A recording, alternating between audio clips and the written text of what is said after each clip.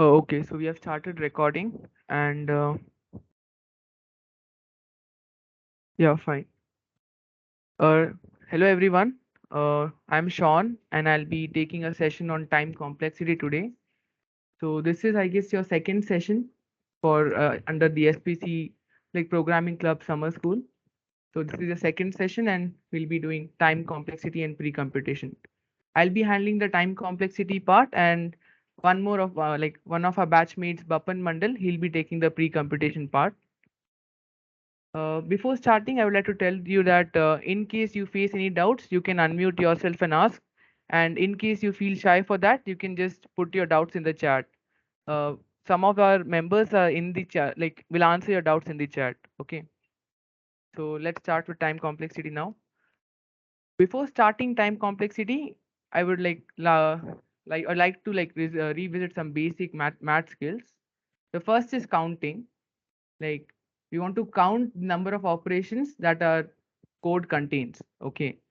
So before telling how to count an operation, we'll define what an operation is. So what is an operation? Like we know we do not have to strictly define an operation now because it does not matter to it does not matter in time complexity, but still for us an operation is one line the compiler executes. Okay. I'll repeat this once more because this is important. One operation is one line that the compiler executes. Let me give you an example. Is this like in this code? You can see the code, right? In this code, we can see just look in the int main part. That's our code body for now. Here there are three statements written. The first statement is int a is 0. The second statement is int a plus plus, which will be incrementing the value of a. And the third statement is cout a and l, which will be printing the value of a. So we can see that in this code, there are three operations being taken, that are being occurred that are taking place. One is that a is 0, the first line. The second line is a plus plus, and the third line is printing of a. So if I ask you how many operations are here, you have to count like first the a is 0. This is first line, so this is our first operation. A plus plus, this is our second operation, and printing a is third operation. So overall, we can see that in total, there are three operations that are being taking place in this code. Now we want to count in loops because that's the basic part of time complexity. Counting normal lines is very easy. We can do it with our normal fingers. We can count it on our fingers, but we have to now count in loops. Now, before counting in loops, like I would like to tell you something about incrementing a variable. We all know that count plus plus will increment a variable and so will plus plus count if I have a variable named count. Now, what's the difference between count plus plus and plus plus count? Does anyone know this difference? You can answer in the chat if you want, like yes, no, or whatever you know about it. Is anyone answering? No.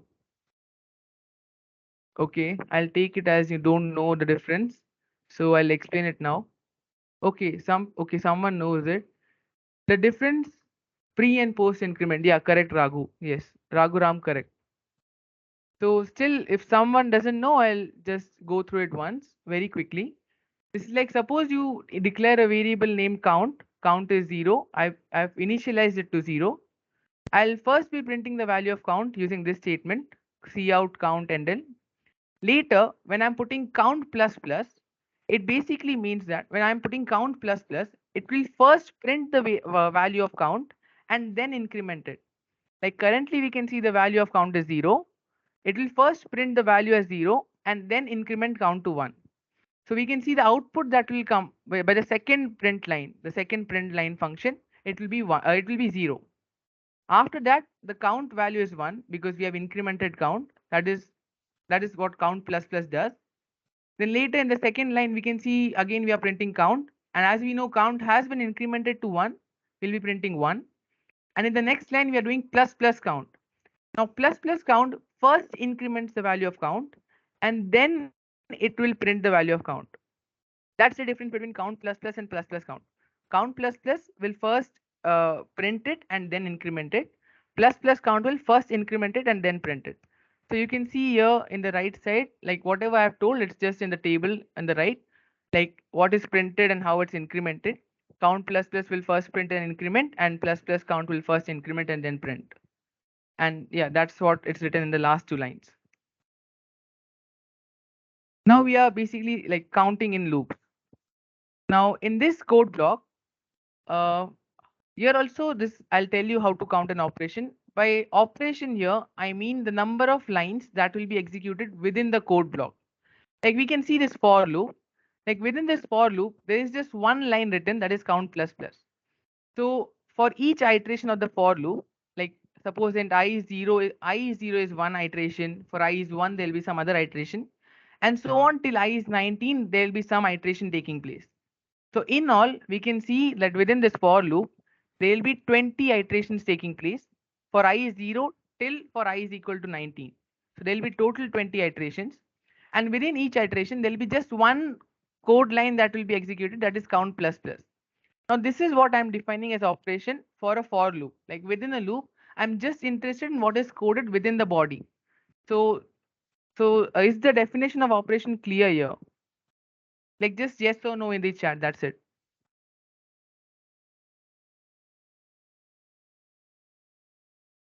Okay, yeah, it's clear. Fine. Okay. So yeah, so total number of operations is defined as the loop will execute 20 times, and within each iteration there will be one operation taking place. So the one operation is basically incrementing. So how many operations are in all taking place within this code block, like within this for loop? So number of operations is the number of times iterations occur, that is 20, and number of operations per iteration. So per iteration, there is just one operation. So 1 into 20, that is 20 operations are being taking place in this code block. Now we had defined the input size in the previous case, which was 20 here. Now in this case, we are going to take the input, like the input size from the user. Like if you see this code, you can see I've initialized count to 0, and then I'm declaring a variable n, and I'm going to I'm going to ask user to input the value of n. Now, when we are dealing with time complexity, this n is basically called the input size. So first we'll declare a variable n, and then we'll input the value of n.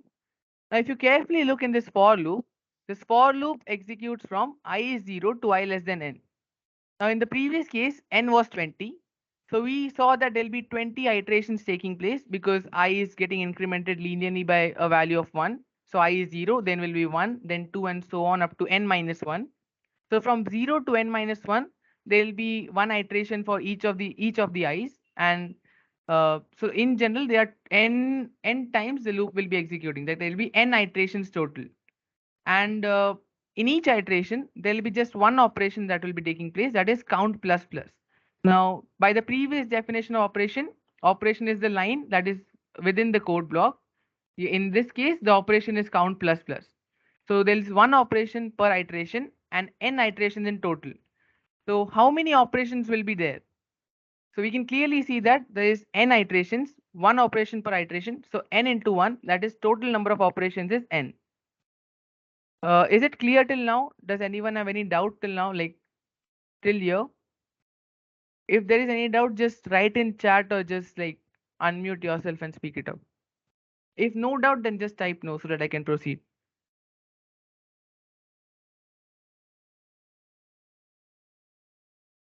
Okay, clear, fine.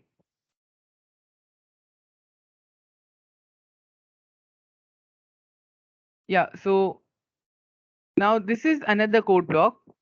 Now, how many operations are taking place in this code block?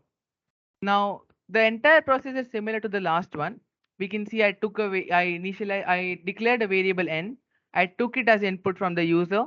I am declaring a for loop which will run n times because again the same syntax, the same code, that is I is 0, I less than, and I plus plus.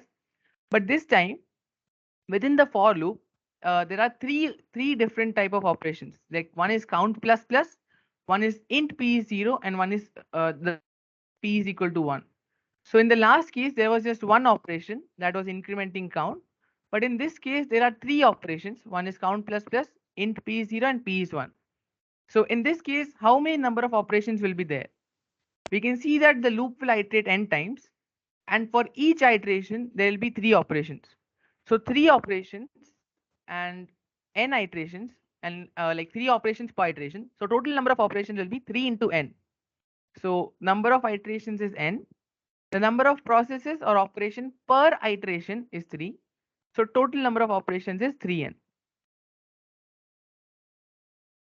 Okay, now in this code, this is like kind of different. It is not the same. There is a slight change in this code. We can see that for int I is 0, the upper part is same, where count is declared as 0. Then I have declared some variable as integer n. I've taken it as input, and then from the input as from the user, and then I'm like writing a for loop. In the for loop, I start int I is 0, I less than n. But this time I increment I by 2. Like I'm incrementing the value of I by 2, like 2 steps. Like I will be 0 first in the beginning. Then after the first iteration is complete, I will get incremented to 0 plus 2, that is 2, and so on. So how many times will this loop run? Can anyone? N by 2. Yeah, n by 2 is correct. But in case of odd, how will it be? Like suppose n is 1, then it won't be n by 2, right? If for n is even, it is n by 2, correct? But what in the case of n is odd? Suppose n is 1, and if you're like defining n by 2 as normal division, where 1 by 2 will be 0 because we are taking the integer value. So it won't be n by 2 here because that will give 0, but there'll be one time that this loop will run. N plus 1 by, yeah, n by 2 ceiling function. Yeah, Kishore gave the correct answer, I guess. N by 2 ceiling function. N plus 1 by 2, Prasanna, I guess. Yeah. So like when I properly define the number of iterations, the number of iterations will be n by 2 for even. Like if there's an even number, it will be n by 2. For odd numbers, it will be n plus 1 by 2. In case you are taking integer division, n plus 1 by 2 works for both of them. So that's it. Like you can find the number of iterations this way. So you can see the process per iteration is 1. There is just one process, that is count plus plus. And hence the total number of iterations in this case will be, like if it is even, it will run n by 2 times, and process per iteration is 1, so n by 2 times for even. There will be total n by 2 operations in case of an even number when n is even, and n plus 1 by 2 when n is odd.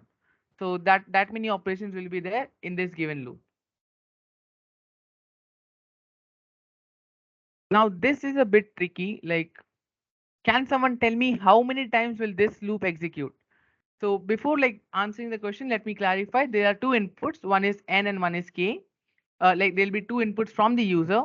N is basically the input size, and k is the number. K is the incrementing value. Like in the last case, k was 2. We were incrementing our I by a value of 2. In this case, I'll be taking k as a variable. I'll be asking user to input k, and I'll be asking the user to input k. And this time we can see first step I is 1. Then in the next step, I will be I plus k, that is 1 plus k. After the if the first loop executes, then the value of I will become I plus k, that is I plus 2k, and so on. So how many times will this loop run?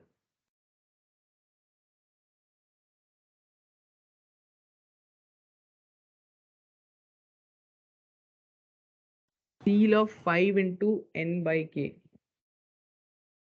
Yeah, it's kind of correct, but there is something. If I was starting from 0, then Vasanta Kumar, if I was starting from 0, it would be n minus, it would be n by k, but I starting from 1. I guess that case should be considered. But being that accurate with the number of operations is basically not required. But still, I'll try to explain this once. 1 second.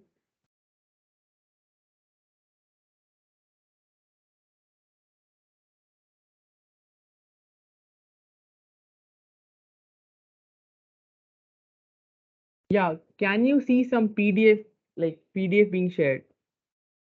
Yeah, okay. So we can see that in the first iteration, I will be 1. When after this, when first iteration is done, then the value of I will be incremented to 1 plus k. and so on. We can see that for the mth iteration, the value of I will be 1 plus m minus 1 into k. Now suppose mth iteration is the last iteration that is going to take place. So 1 plus m minus 1k should be less than equal to n, because that is the final case. And if I increment it once more, then the condition becomes false. That is 1 plus mk is greater than n. So by solving this inequality, you get m is less than this, m is less than n minus 1 by k. And if m is less than n minus 1 by k, it means that suppose n minus 1 by k is some integer plus some fraction, m is that integer part of it. So m is the floor function of n minus 1 by k, and this is the value of n that you get. So is this part clear? How did I get n minus 1 by k? Hello? I guess someone unmuted themselves. Okay. So is this part clear? Like yes or no? Yes. Okay, fine. So it's so processes per iteration. So number of iterations is clear. It will be n minus 1 by k plus 1. And process per iteration is 5. You can count it easily. So total number of operations is 5 into n minus 1 by k plus 1. So this is clear. Now, can someone tell me about this one, this code? Like how many times will this execute? This is again very simple. You take you declare a variable n, input it from the user, and you are running this loop. Now, the thing to notice, the increment is done I plus equals I. So this is something tricky. Just try to answer it in the chat or like unmute yourself. Like both are fine.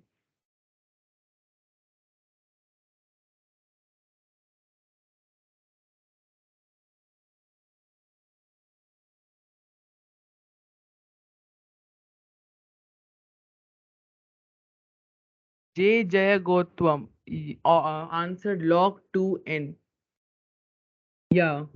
Okay, that's the answer. That's correct. I hope you meant log n to the base 2. Yeah, that's correct. That's correct. So how do we get like log 2 to the base, like log n to the base 2?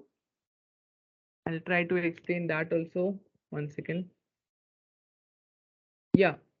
So we can see that the code was for int I is 1, I less than equal to n, I plus equals I. So initially we can see that I is 1. So after the first iteration, I will become I plus I, that is I will become 1 plus 1. So the value of I will become 2. In the next step, the value of I, after the second iteration, the value of I will become 2 plus 2, because I is I plus I and the current value of I is 2. So I will become 2 plus 2, which is 4. So we can see that so on in each iteration. The first iteration it is 2 power 0. In the second iteration it is 2 power 1. In the third iteration it is 2 power 2.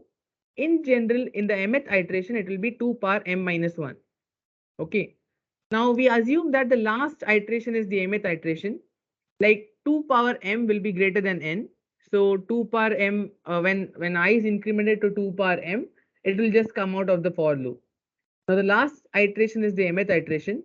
So 2 power m minus 1 has to be less than equal to n. So m has to be less than equal to 1 plus log n. There is some mistake here. M is less than equal to 1 plus log n.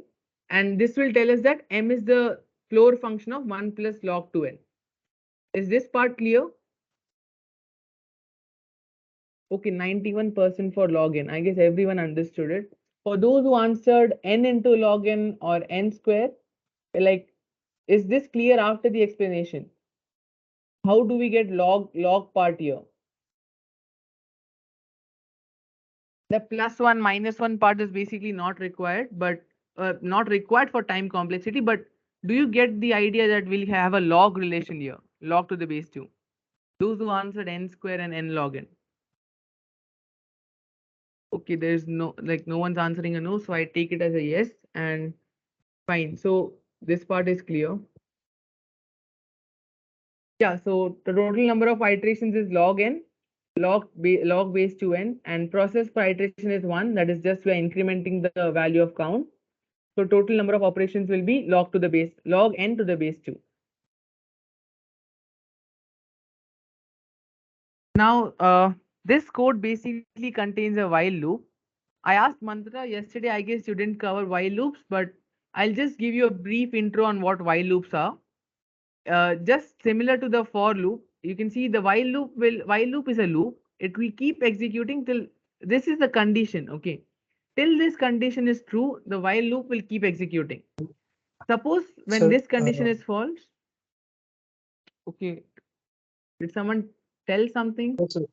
Yes, sir. In the previous problem, it was 1 plus log n base 2 float of that, right? Minus 1. In the previous one, in this one second, which one? This log one, right? This one? Yeah, yeah, yeah. It Yeah. was What's 1 the plus log n base 2 ah? float of that minus 1, but it is just showing log n base 2. Okay, in the But slides, right? yeah, yeah. Yeah. Okay. Is this part clear here? Like here, here there is some error. Actually, there's something wrong here. But did you get that there is some relation that will come in log? It's not n. It's not n Yes, log n. It's yes, not n square. It is something just log. yes, yes. Okay, that's the main part you have to focus on. There is some error in calculating here. Basically, this should be floor function, I guess. I'll check that, and like when I'm sharing you the content as PDF or something, I'll make sure I correct that and send it. But is Okay. that part clear? That it is something Yes, related to log. It's not like n square or something. yes. Yeah, that part is clear. Like fine, fine. Yeah, so I was like talking about while loop. In the while loop, the while this part like written in the parenthesis is the condition. So till this condition is true, the while loop will keep executing. So now with this idea, can you tell me how many times will this code block run? Like how many times will this while loop run?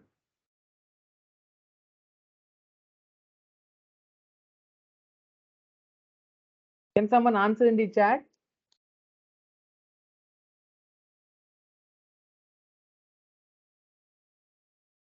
Sean, I think you can show the code, move the Teams window Oh, to okay, the my right. bad, my bad, my bad. Yeah, yeah, yeah.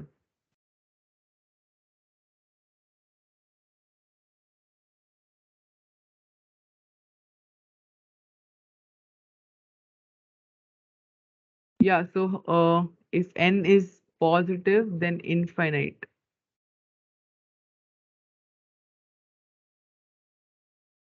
Floor of okay.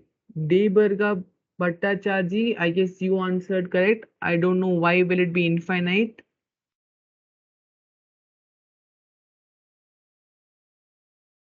Seal of n by log 2. N by log 2. Okay, I guess there is some confusion here. Uh, I'll just okay. Is this PDF visible? Okay, yeah. So the condition is while n not equal to 0, I'll just like go to the code once. The condition is while n is not 0. So suppose n becomes 0, then you have to just stop and come out of the loop. Like suppose n is 0 after some iteration, you'll just come out of the loop. And when you are in the loop, what are you doing is you are basically incrementing count, that is one process, and you are changing your value of n from n is equal to n by 2. And as we know, how does integer division work? Suppose n is 3. So when I'm doing 3 by 2, it is integer by integer division. So the value of n that will be stored is not 1.5. The value of n that will be stored is 1. Okay. Do you know this concept? Like if I'm dividing 3 by 2, we get answer as 1 and not 3, not 1.5. Is n positive always? Yeah, n is positive always. Yeah. Santosh, yeah, n is positive. ln n by ln 2. Yeah, Anmol, that's Amol, that's correct. So I'll just explain the code once. While n is not 0, we are just what we'll do is we'll just get in loop 1. The value of suppose the initial value of n given, I'm naming it as n original, that is n org. Now, suppose n is not 0, then initially when the first loop is being run, the thing that will be checked is if n is 0, that is n is n original, then the first loop will be running. Now, after the first loop runs, the value of n is changed to n by 2. Okay, so the new value of n is n original by 2. Then this is how the second loop runs. Now after the second loop runs, the value of n has been further halved. So we can see the value of n will be this n by 2, that is n original by 4, and so on. So for the first loop, it was n original. Second loop, it was n original by 2. Third loop, it was n original by 4. And so on. In the mth loop, it will be n original upon 2 raised to m minus 1. Okay. So if m loops are running, I can assume that this is the last loop that runs, and this the next value of n, that is n upon 2 raised to m minus 1, will become 0. Okay. So when I halve this, I'll get a value which is in decimal, that is 0 point something. That's how the value of n will become 0. So if I want this to be the last value of n, so this should be less than 2 and greater than equal to 1, right? If it is less than 1, then it is already 0. And if it is greater than 2, then when I half it, it will be 1 point something. So the value of n will be stored as 1. So if m loops are running, this value of n should be greater than or equal to 1. Now when we solve this, when we solve this inequality, we get m should be less than equal to log 2 to the base n plus 1.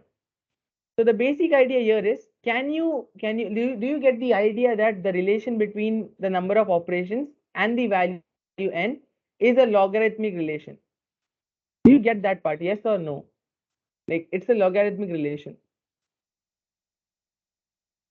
Like some people answered infinite.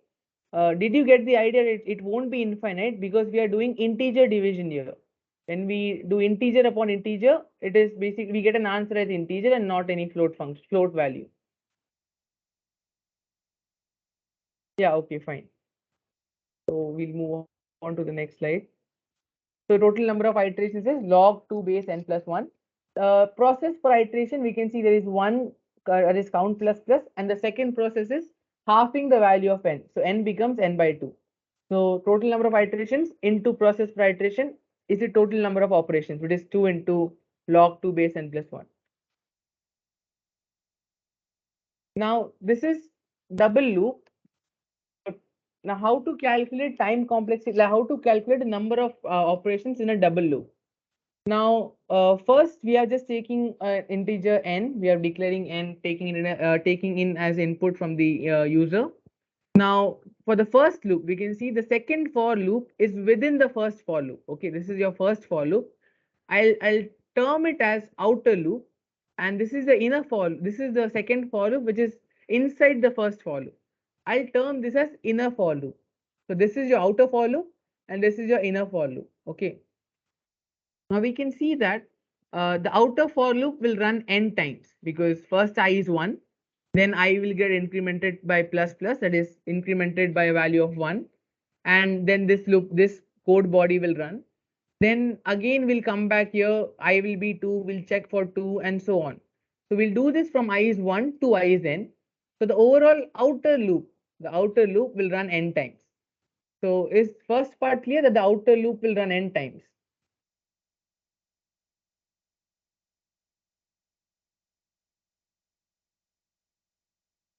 Just write y or n in the chat. Is this clear that the outer loop will run n times? Yeah, fine. The outer loop is running n times. And for each iteration of the outer loop, suppose for some I equal to k, there will be some iteration I equal to k. For that iteration, the inner loop, how many times will the inner loop run? Now the inner loop is independent of I. There is no condition of I here. So we can see that the inner loop will run n times always. Like whenever this loop is being executed, it will run n times. So when I is 1, this loop will run n times. When I is 2, still this loop, inner loop will run n times. And so on till I is n, the inner loop will run n times. Okay. So we can see how many times is this line being executed. So for each inner loop, for each loop, it is executed n times, and each time when the outer loop is executed, this inner loop is called. So n plus n plus n plus n, so on n times. We'll be doing this n times, and so on n plus n plus n times is n into n, which is n square. So I'll just show it down once. Like number of iterations of the outer loop is n. The number of iterations that the inner loop is doing is n. So For every iteration of the outer loop, we can see that the inner loop is and it is so overall total number of iterations, total number of operations being done per iteration of the outer loop. Like every time this is being called, it is doing n operations, and hence the total iteration is n into n, that is n square. Is this part clear? Like do you get the idea that this will be n square? Like total number of iterations is n square. Just a yes or no in chat again. Yes, okay, fine. So total number of iterations that are going to take place are n square.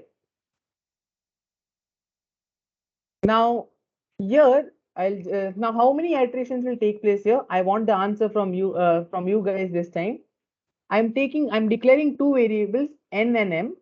I'm taking both as input from the user. You can see the first for loop, the condition is I is 1 to I is n, and I is incremented by a value of 1. In the inner for loop, j is 1 to j is m, and j is being incremented by a value of 1. So how many times will this loop execute? Like how many times will this loop execute? N into m, n into m. N minus 1 to m minus 1. Okay, Raghuram and Santosh, I guess just check once that both the loops, there is a equality condition also present. I is less than equal to n. So the outer loop will run from I is 1 to I1, I2 and so on up to I is n. Even when I is n, the loop will run. So the outer loop has to run n times, and so does the inner loop. There's an equality condition there, just like, okay, I guess Raghu corrected himself. Okay, yeah. So just make sure you see the equality conditions also whenever you are like going through the loop. So this part is clear, right? The answer, the number of times, the overall operation, number of operations that will take place will be m into n. So same thing, the number of iterations of the outer loop will be n. The number of iterations of the inner loop independently is m. Now, whenever the outer loop is being called, like whenever the outer loop, this for a specific iteration of the outer loop, we can see the inner loop will have m iterations. So total number of iterations will be m plus m plus m, so on up to n times. So it is m into n. Okay, this is clear, I guess. Yeah, this is a bit twist to the previous ones, like to the previous double loop. Can someone tell me how many times does this loop execute? Like just give me a brief idea of how many times this loop will execute. Like what's the relation? Is it linear, logarithmic? Like is it some square? Is it m into n, m log n, or whatever? Like what's the relation?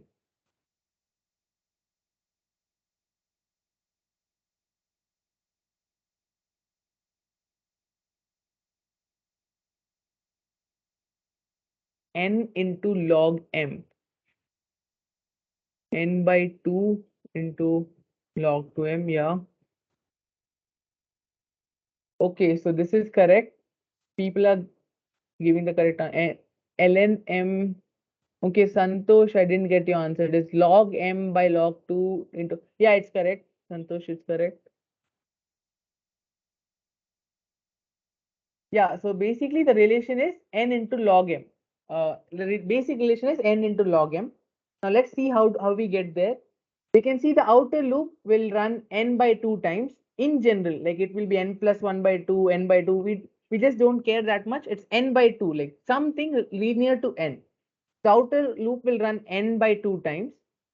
For the inner loop, we can see j is 1, j is less than equal to m, j into equal to 2.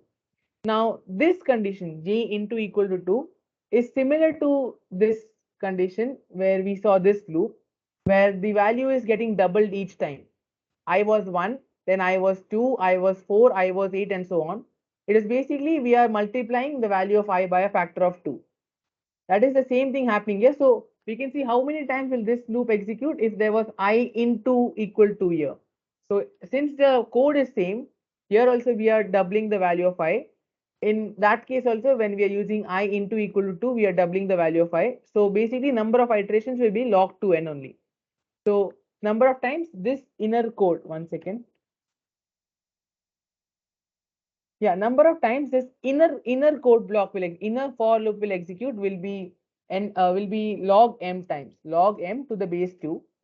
And for every iteration of the outer loop, this is being executed for log m to the base 2. So the total number of iterations will be log m to the base 2, like summed n times, n by 2 times. So just ignore the lower floor and ceiling functions. It's not needed. Just to get the overall idea of how many times the loop is being executed. The number of times the loop is being executed is n by 2 times log m times. Like, is that part clear?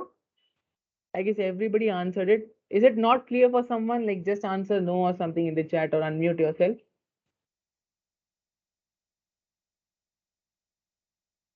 Yeah, I guess it's clear for everyone then. Yeah. Now can someone tell how many times will this code, like how many operations are there in this code block? Like just the for loop, okay? Don't check all this, just the for loop. How many operations are there here?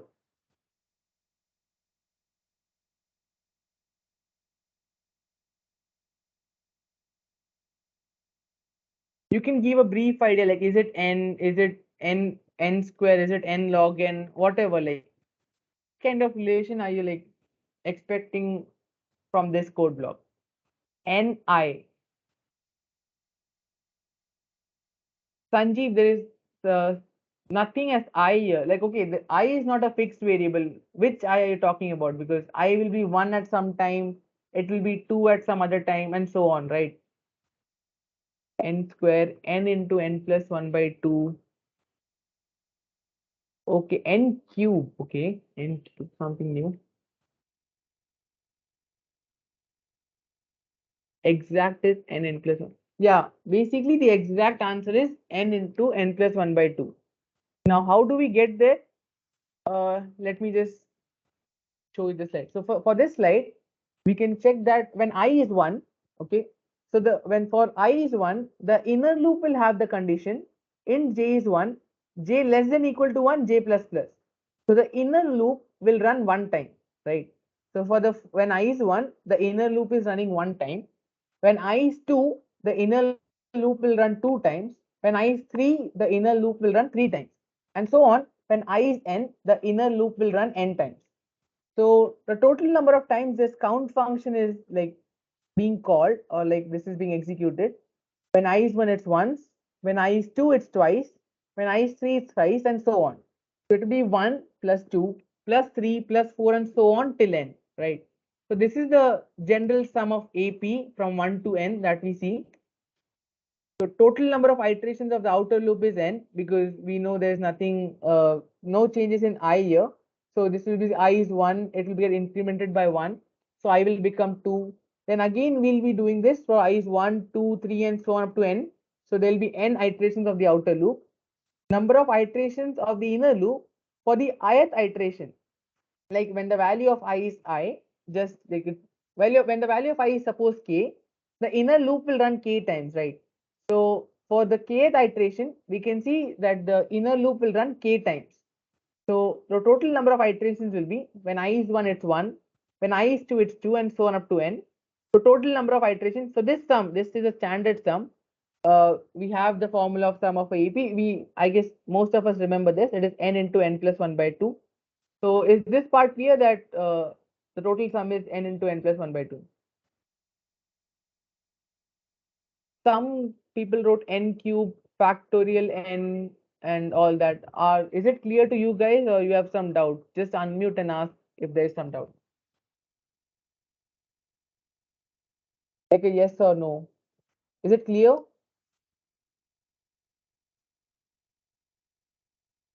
Okay, then no chats. I assume it's clear. Fine.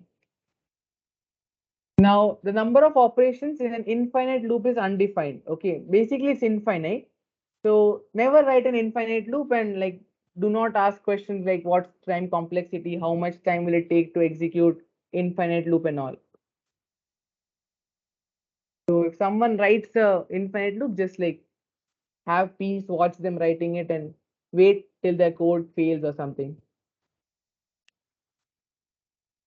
Now let's start with time complexity. We have discussed time complexity to a great extent. Time complexity is basically counting the number of processes.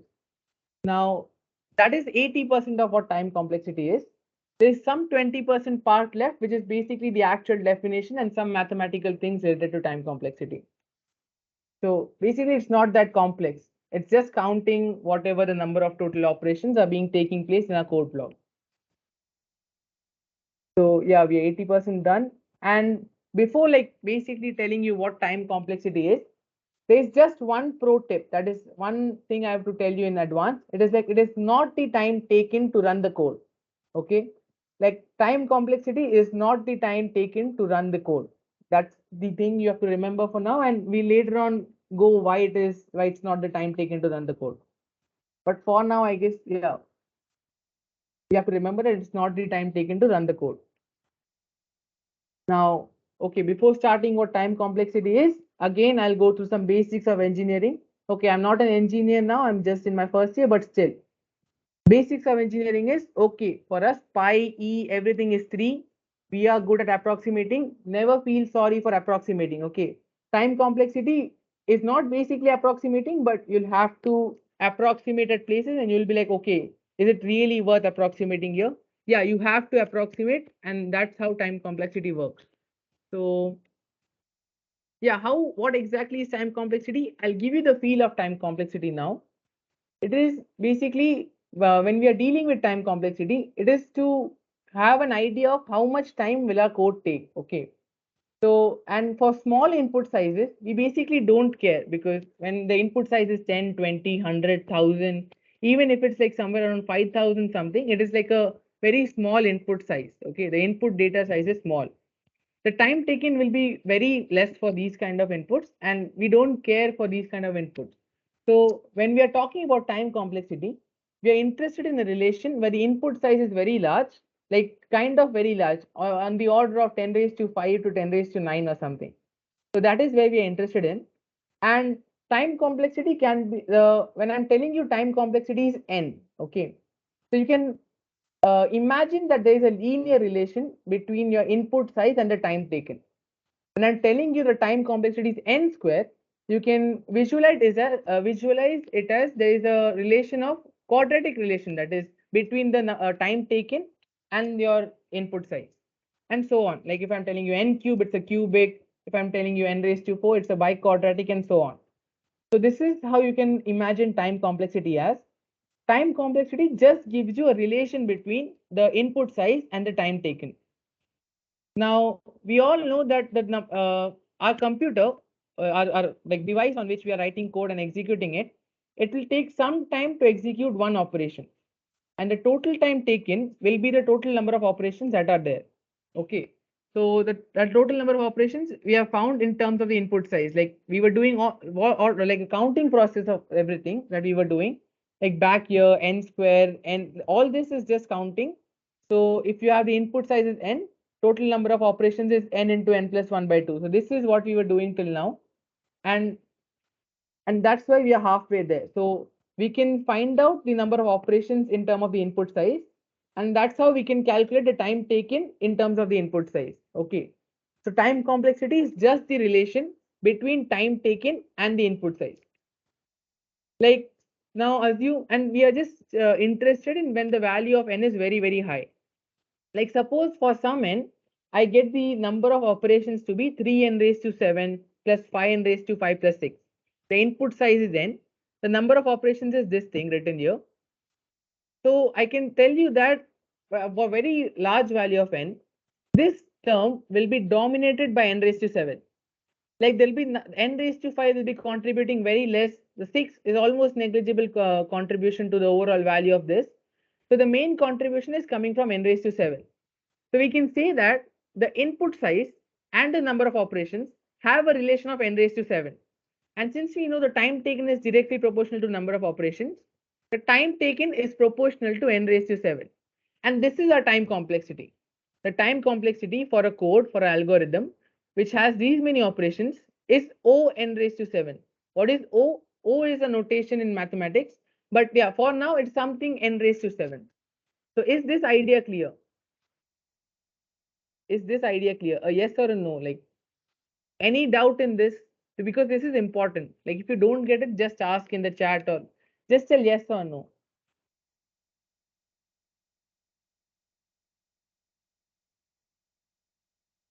Okay, this idea is clear. Okay, fine. Test. Okay. No. Okay, no for someone. Okay, what exactly is not clear? Like you can type it or like speak it out.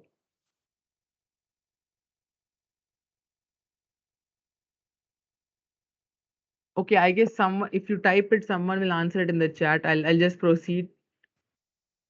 So yeah, the idea is clear that we have to find a relation between the input size and the time taken. And this is and we are doing this for very high values of the input size, and we just need a relation out of it. Fine. Sean, Now, okay, yeah. can you just explain it once again? Ajay is asking to brief again. Brief again. Yeah, fine, for sure. Yeah, basically what I was telling is the what is time complexity. We are visualizing time complexity for now. We are not going into deep mathematics of it. We counted the number of operations in terms of the input size, right? Now previously we were doing stuff like log n, n into n plus 1, n square and all that, the total number of operations in terms of input size. Now for some algorithm, for some code, assume that this is the number of operations that are there. Okay. Now for such number of operations, I'm telling you for very large input size. Suppose n is some 10 power 5 or 10 power 6. Can I tell you that this will be the dominating term, and this is almost negligible because n power 7 will be much more greater than n power 5 when very large input size is considered. So I can tell you that the overall number of operations is somewhere around n raised to 7. It is 3n raised to 7. So the overall domination is done by n raised to 7 here. And this is a relation. So the relation between number of operations and the input size is n raised to 7. And as we have seen, time taken is proportional to number of operations. Suppose there are 10 operations, then there is some 10x time will be taken if for one operation x time is taken. Like it's linearly proportional. So we can like kind of linearly proportional. So you can see here that the relation between time taken and input size is n raised to 7. So if it takes 1 second to run like one operation, if you have two operations, it will take 2 raised to 7 seconds. So this is what I mean by uh, the relation between time and input. Is it clear to Ajay now? Ajay, please, like yes or no. Just write yes or no.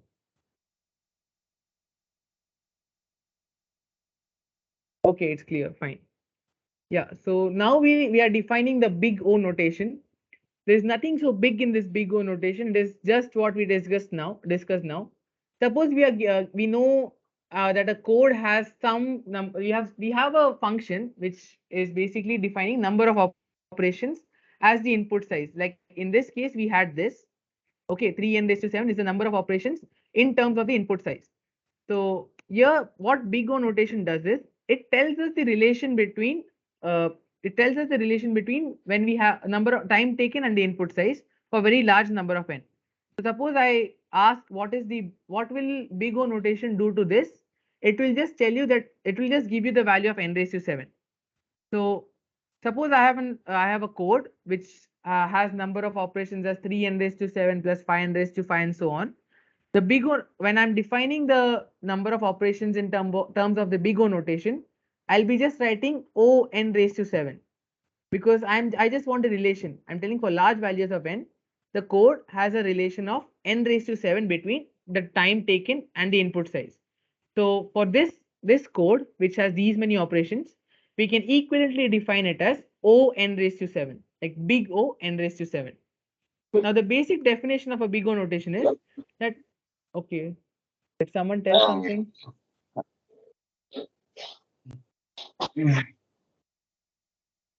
Hello? Mantra, I guess someone just unmuted themselves. No, I think you can continue. I think accidental misclick or something. Oh, fine. So what is big O notation? In big O notation, we'll just we are basically finding a relation, but the exact definition of the big O notation is that when we like for very large number of inputs, we are giving a function like O n raised to 7, right? I told you in the previous case it will be O n raised to 7. So time complexity will never exceed O n raised to 7 for these large values of n. So there will be no case such that the relation becomes n raised to 8 or n raised to 9 or something.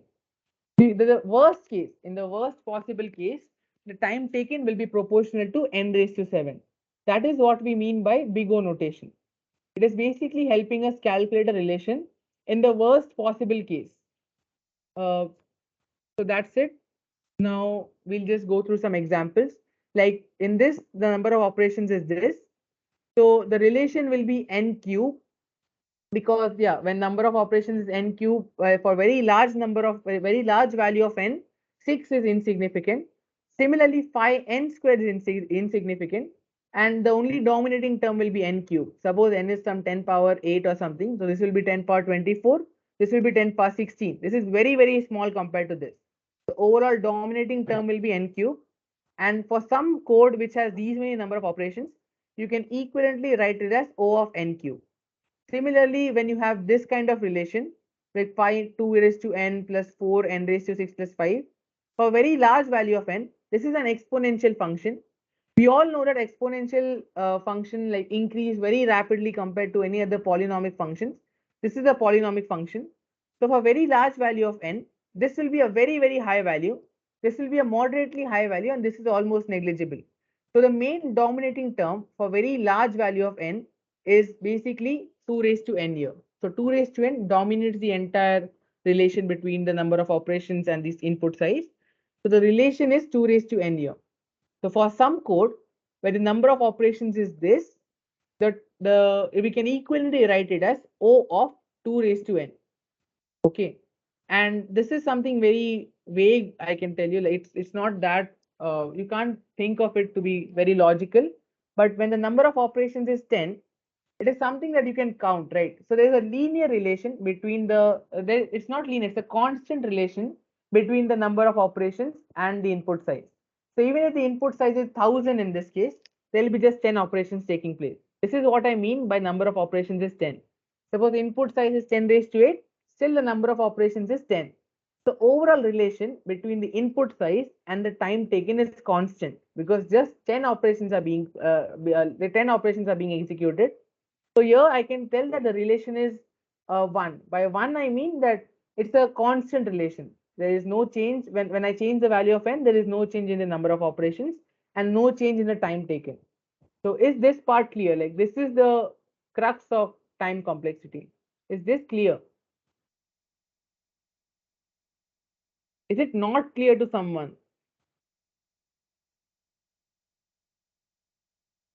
You can just tell yes or no in chat. Is it clear to everyone? Yeah, okay, I assume it's clear to everyone. Then yeah, so this is the code we saw earlier also. Here we have for int I is here we are taking two inputs n and k. This will be taken in from the user. One is n, one is k, and this is a for loop for I is 1 to I less than equal to n, and I will be incremented by a value of k. So we know what how much times does this loop execute? We have seen it in it executes n by k times, right? We have seen it previously in one of our examples. This will be executing n by k times. And so the number of iterations is n by k. The number of process per iteration. So per iteration, we can see 1, 2, 3, 4, 5. 5 operations per iteration. So total number of operations is this, right? So a very large number of n, we can tell that n by k, the integer near n by k, is almost equal to n by k. There is nothing such as GCD or there is nothing such as GIF or floor or ceil function here. So this will be almost equal to n by k. And the relation that we obtain is n by k here, because the phi is we want a relation. The coefficients of the highest term do not matter. Like y equal to 2x is a linear function, y equal to 10x is also a linear function. So the relation is linear here. So in this case, you can imagine it as the relation is also O n by k. So time complexity in this case will be O n by k. So is this part clear? Is this part clear to everyone? Yeah, clear. Yeah, fine. Now, yeah, what's the time complexity for this code? Like Can someone tell in the chat what's the time complexity for the code written here?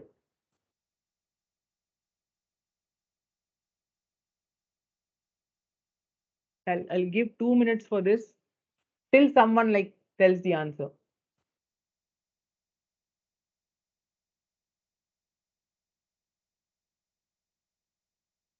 Okay, I'll just like tell you, oh, n square,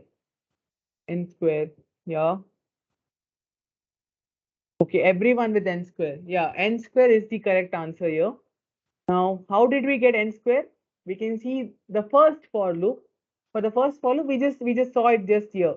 It takes time. It takes phi n by k number of operations, and the second for loop is like the one we saw few minutes back. It is the O n square one. This is a for loop within a for loop. So the number of operations, okay, we know that. The time complexity, everyone is giving O n square. Let's check if it's O n square. For the first loop, this is your loop one. The number of operations is phi into n raised to k. And for the second for loop, the number of operations is 3 into n square. So the overall time complexity is n square. Why is it so? We can see that n square for very large value of n will be much greater than this n by k term. So this n by k term is almost negligible. So the number of operations is proportional to 3n square. And 3 is just a coefficient here. So we can ignore that when we are just telling someone the relation. The relation is n square, which is the quadratic relation between the input size and the number of operations. So yeah, this is time complexity here. Now, just to give you some idea, I've graphed some curves. You can see that there are two curves here. The blue one is 2 raised to x and the red one is x square. So for some large values of n, like this is pretty small value of n. This is somewhere around 10 or 20.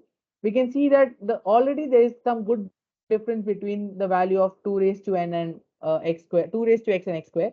So very large values of x, we can see 2 raised to x, 2 raised to x is like very large. It's an exponential growth, where x square is just normal quadratic growth. So there's a huge difference between 2 raised to x and x square when it comes to large values of x.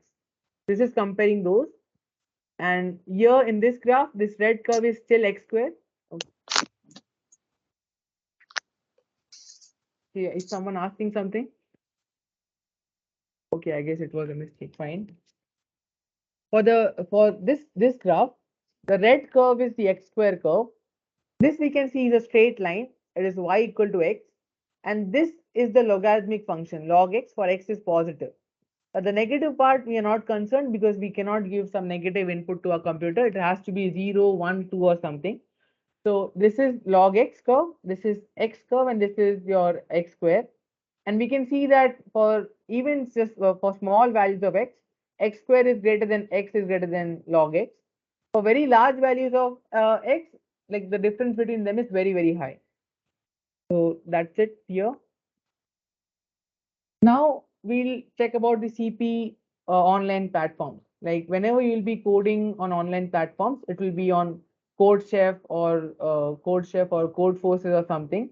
All these platforms have some specific computing speed or computing power. Like I told you, your PC might perform differently than those platforms. Now, if I give you what number of operations, how many number of operations can a device perform in 1 second is basically what I'm referring to as computing power. The online coding platforms like CodeForces and CodeShare, the computing power of those platforms is around 10 raised to 7 to 10 raised to 8 operations per second. So they can do these many operations per second. So suppose you have an input size of 10 raised to 5. Okay. So you can when I'm doing a linear relation between my number of operations and the input size. So if there's a linear relation, I know that there'll be somewhere around 10 raised to 5 operations, right? If my input size is 10 raised to 5, there is somewhere around 10 raised to 5 operations being taking place. Now, if my relation is quadratic, I can tell you that O n square, right? So in the worst case, there will be some 10 raised to 5 the whole square number of operations being taking place, which is 10 raised to 10 of the order of 10 raised to 10. And in 1 second, the processing power is just 10 raised to 8 at max 10 raised to 8. Okay. So if it is 10 raised to 8 takes 1 second, we can linearly think of it as 10 raised to 10 will take 100 seconds. And for each problem in code forces, the time restriction to solve the problem is 1 or 2 seconds. So it obviously, if your code takes 100 seconds to solve the problem, it's not going to work on the online platform. So the input size matters here, kind of, it matters here. And this is a chart which you can refer in general whenever you're coding whenever you're coding a problem. You can see that whenever you write an algorithm, whenever you write some for loops one behind the another, you can check that what's the time complexity of your program, of your code, and is it suiting your input size. Suppose your input size is 10 raised to 5, then at max you can use some 10, this is 10 raised to 4. So if your input size is 10 raised to 4, you can at max use some O(n) square. If you use O(n) cube, there will be some 10 raised to 12 kind of order, that many number of operations, and 10 raised to 12 will take some 10,000 seconds to complete, which is like too long. So this is the max permitted complexity. You can't exceed this. If you exceed this, what will happen is the code will run for 2 seconds, and after 2 seconds, the compiler will stop executing it in the online platform, and you'll get something called as TLE, time limit exceeded error. This is an error you get, and this is kind of a very common error that beginners get. So if you get TLE, it's something that's wrong in your, it's not wrong, the algorithm is like exceeding the max permitted complexity that is required.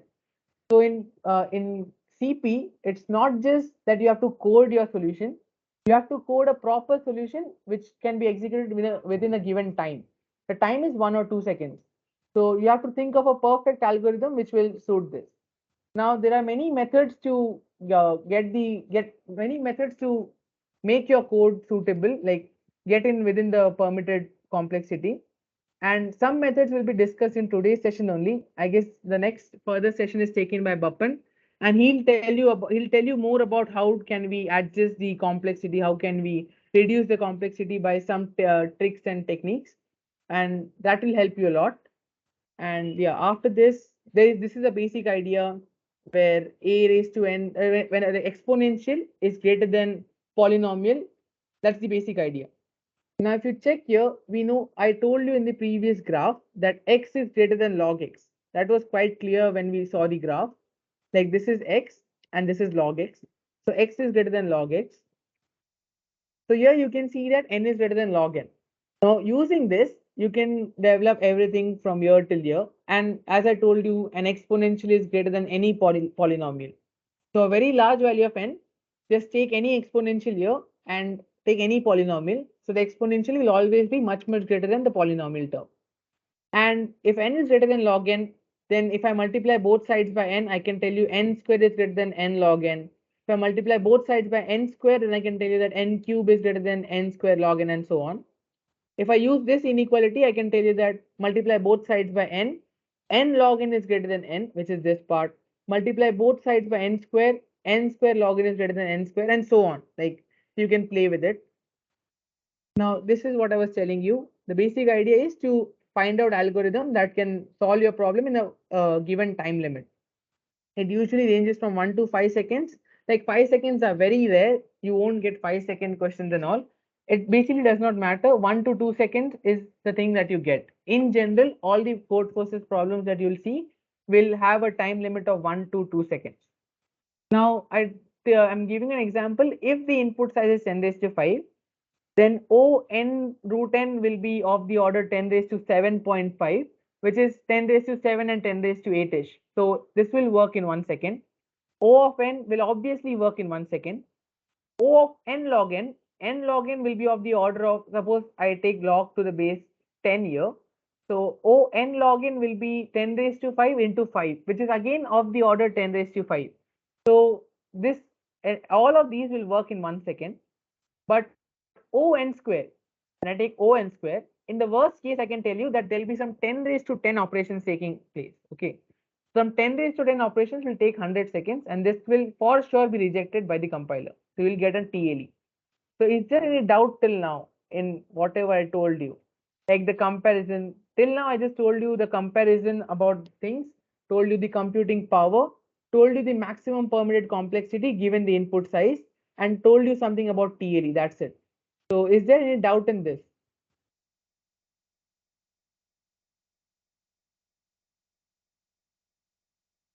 Yes or no? Do you have any doubt in this? So no. Okay, is there any doubt? No or yes? No. Okay, fine. So yeah, I'll proceed from now. There's just some doubt, I guess.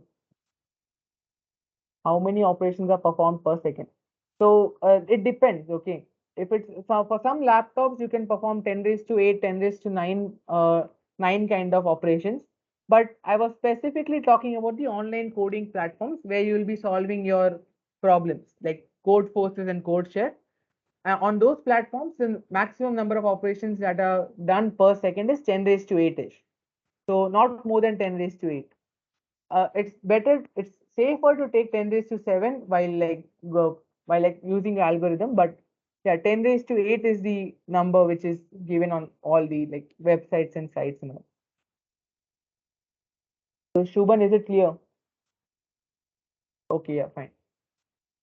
So now there's something, do you know the, okay, I don't know if you know about linear searching, but I'll just show you a code. This is a code for linear searching. Now, if you don't know what linear searching is and all, it's fine. Just how to look at the time complexity of any given code. Just look at the for loop. Just look at the loops within the overall code. So there are two loops here. One is the for loop here and another for loop here. We can see what is the time complexity of the first for loop and what is the time complexity of the second for loop. The inner code, I told you it's irrelevant because as we have seen, even if there are 3 lines, 4 lines, 5 lines or 6 lines, unless there is a loop within a loop, the complexity remains same. We saw a case where there was 5 n by k, it was taken as n by k. So relation remains same. What is the complexity of the inner and outer for loop? Like just write in the chat, inner and outer for loop. And also, if possible, mention the time complexity of the overall code. Okay, just one answer. Is it clear to everyone? N, okay. Yeah.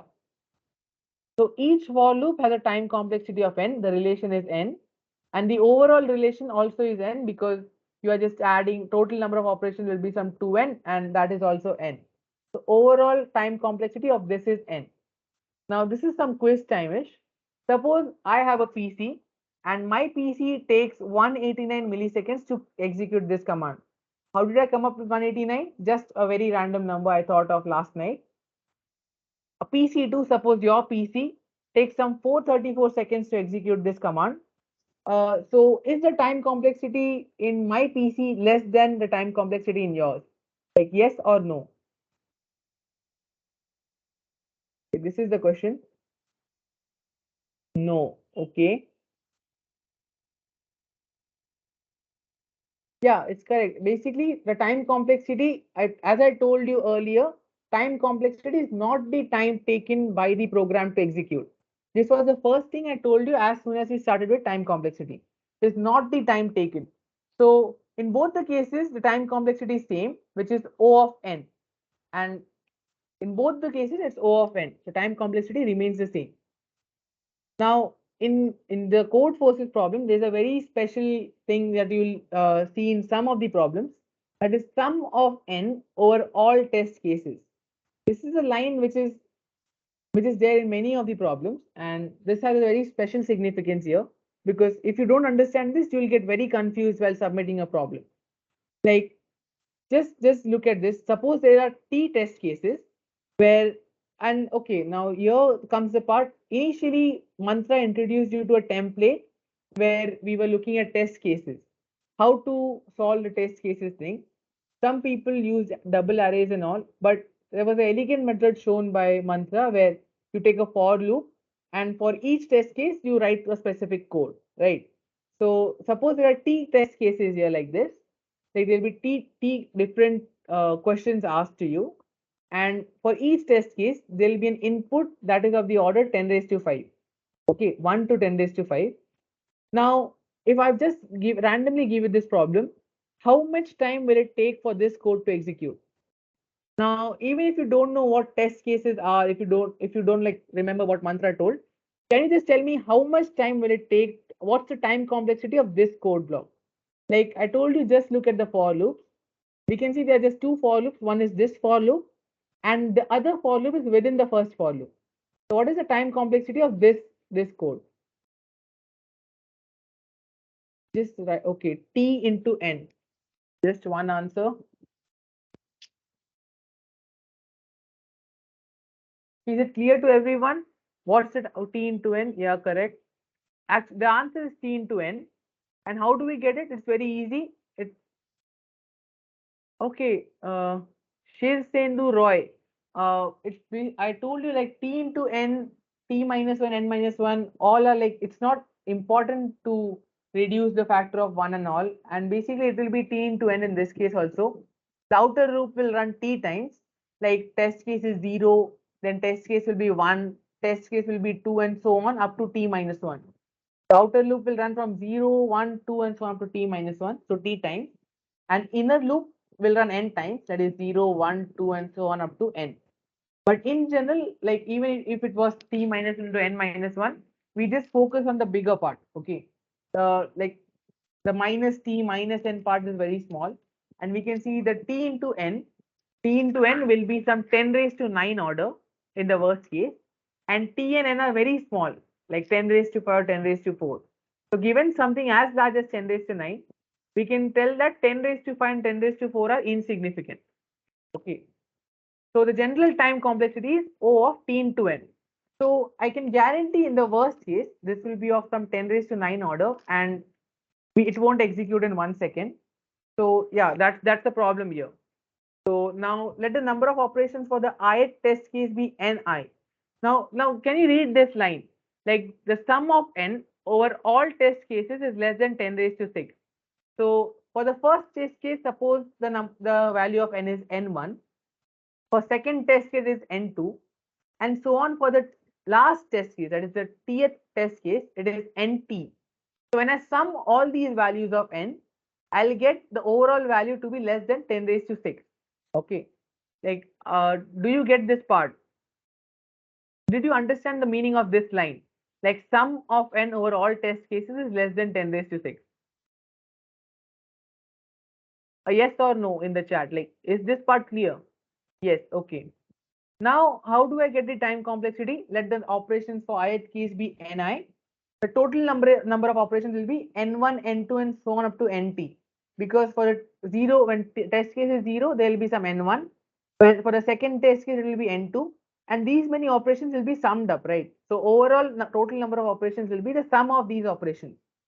And given that the total number of operations is less than 10 raised to 6, we can tell that the overall total number of operations that are going to take place is less than 10 raised to 6. So this extra line that was given just changed the entire meaning. It was going to 10 raised to 9 overall time complexity in general case, which won't be executed in 1 second. But when we just gave this line that the sum of test cases is less than 10 raised to 6 over like sum of n over all test cases is less than 10 raised to 6, then we saw that the overall time complexity was overall number of operations were of the order of 10 raised to 6. So yeah, is this part clear? So the time complexity of the overall algorithm is O of summation of n. Now O of summation of n is n1, n2, and so on up to nt. So is this part clear? Instead of t into n, it changed to summation of n because t into n is some 10 raised to 9 order, but summation of n is of the order of 10 raised to 5, and which is pretty accurate because we got this extra information here. So is this clear to everyone? Is the last part clear? Yes or no?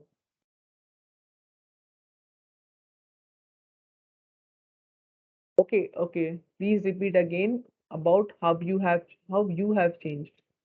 How have I changed? Okay, what has changed? Okay, it's not clear. Fine. So did you understand the meaning of that sum of n over all test cases is less than 10 raised to 6? Did you get till there? Complexity part. Yeah. So the overall total number of operations that will be there will be n1 plus n2 plus n3 and so on up to nt. Is that fine? Yeah, okay, till there it's clear. Now I can tell that this will be the total number of operations, and I want to develop, this is basically summation of n. Summation of n is n1, n2, so on up to nt, right? I guess it's better if you can unmute, otherwise it's difficult to follow up in chat. Okay, never mind. This is basically summation of n, this n1, n2, and so on up to nt. And given in the question it's given that this sum is less than 10 raised to 6. Okay, so I know that summation of n is of the order 10 raised to 6.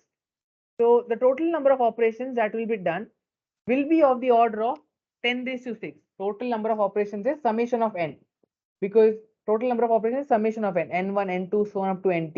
This is the total number of operations, and this is of the order of 10 raised to 6. And overall, in general, it was t into n initially, which is not the case here. In the t into n case, the worst possible case is every n is 10 raised to 5. So it will be 10 raised to 5, 10 raised to 4 times, which is 10 raised to 9. But in this question, you can't have every n as 10 raised to 5. If suppose some n is very big, the other n's will be smaller. If suppose some n is 10 raised to 5, then you can't have any other n, because in that case, the sum has to be less than 10 raised to 5. Do you get this point? N1, N2, so on up to Nt has to be less than 10 raised to 5. This is a given condition to us. Like they have stated in the problem. This is not something we made up. It is stated in the problem.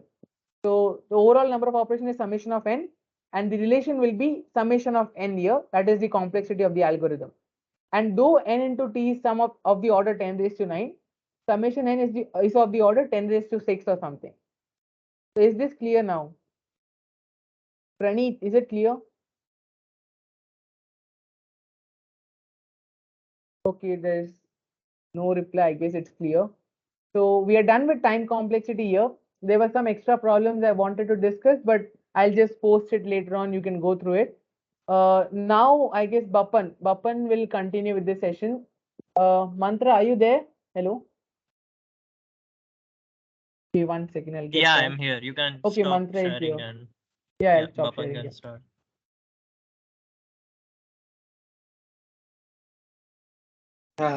Hello everyone. I am Bapan Mandal.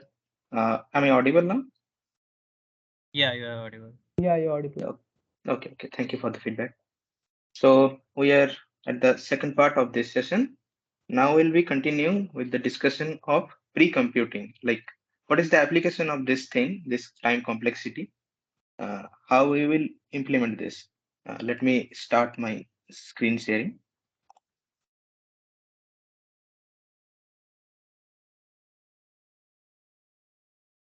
I think the screen is visible, right? Yeah, it's visible.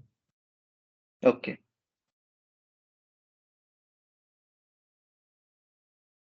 So prefix sum and frequency arrays, these are the two topics I will mainly cover in this lecture. So first, what is the background of this prefix sum? Why we need this? As Shaun discussed earlier, like in the part one, the major goal in CP problems is to devise an algorithm which will be efficient so that you can run it within 1 or 2 second barrier.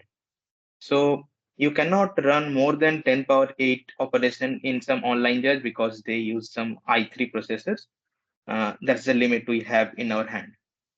So that's why if you have an input size, say 10 power 5, you can't run an algorithm which is O of n square because it will go till an time complexity of 10 power 10, which will give you a TLE. So what can we do now? Let us look at some problem with through which we'll see what we can do with these kinds of problem. Consider you are given an array which has length n, and the elements are represented by a naught, a1, and up to an like this. Okay. So regarding this array, we will be asking some questions, a sequence of questions, each of which are called a query. Uh, the ith query will be defined with like what is the sum of the elements of the array with indexes between li and ri, where I mean that li is the left index and Ri is the right index. Both are inclusive. So if these are the two extremities of the index, you have to sum all the indexes, all the elements which have index within this range. So if that sum is required, you will basically run a loop, right, to get the sum. Is that what you are thinking? Anybody thinking something else? Can you let us know?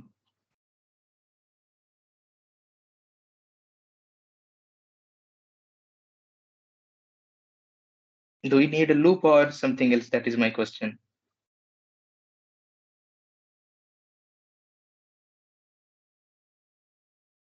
Okay, so I will take that people are not thinking anything else. So we will look at the constant also. The size of the array can be up to 10 power 5, and the number of queries, m, the number of queries can go up to 10 power 4. So what you people may be thinking is like this. You have two loops. One is for the if of queries, which is for int I is equal to 0, I less than m, the outer loop. And the inner loop will be just summing up all the arrays. But you can you say what is the time complexity of this code which you are seeing right now? The time complexity. O of n or O of n square, what is the?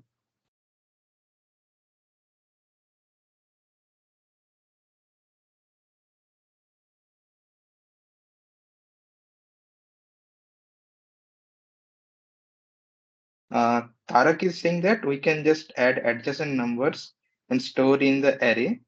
We will just expand that idea to a more general sense. O of n square, right? Debarka said O of n square. This code right here has the time complexity O of n square. Now the problem is, say, let me switch to my whiteboard once.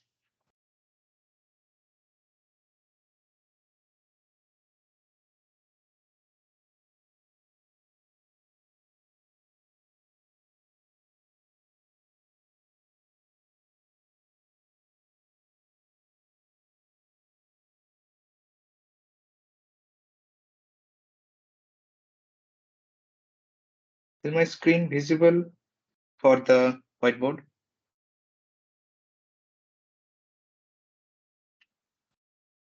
Yeah, it's visible. Okay. So say for each of the Li and Ri, that is the indexes, you have Li close to 0 and Ri close to the maximum index of the array, say n. And you have m such queries, right? So if you have m such queries and each of them are like this critical, this is the worst case scenario. In that case, you have total Ri minus Li operations for the total code, the code I just showed you, this one, this code. So if that happens, then this will go up to m into n, which is close to 10 power n, 10 power 9, right? This many number of operations. But as Shaun said earlier, we can at most go to 10 power 8 and not 10 power 9. So you are guaranteed to get TLE in this worst case. Okay. So we are now assured that we can't employ a O of n square solution. That is, this naive approach can't be taken. That's what I have said in the next slide also. There is the significance of prefix sum array. Let us first define what is prefix sum array. As you can see, prefix sum array, let me explain through the whiteboard again.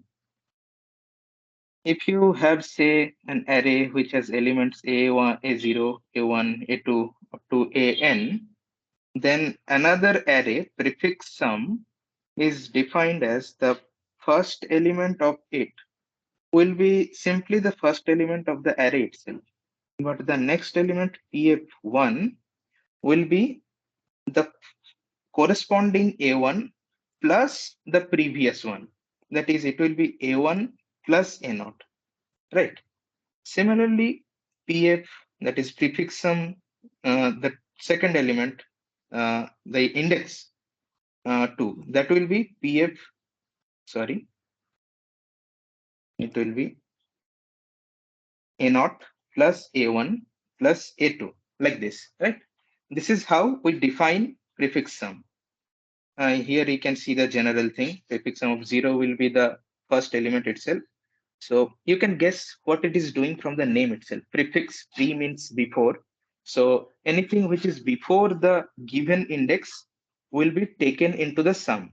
Like if you are taking prefix sum of 1, that is the element with index 1 in prefix sum array, then we will add array 1 and array 0, two of them. Similarly, we can go up until n minus 1 to get all the elements summed up, 0, 1, 2 through n minus 1. Basically, this is nothing but the sum of whole array.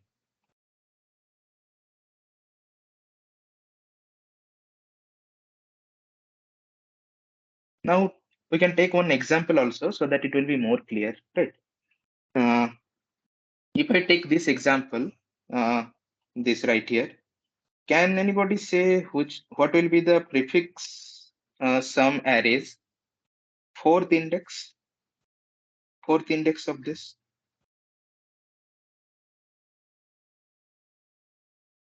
According to the definition that I said now.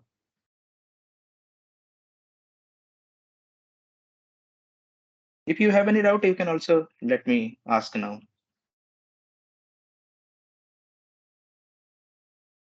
The fourth element of the prefix sum array. Yeah, right, 18. Jaideep, you said 16.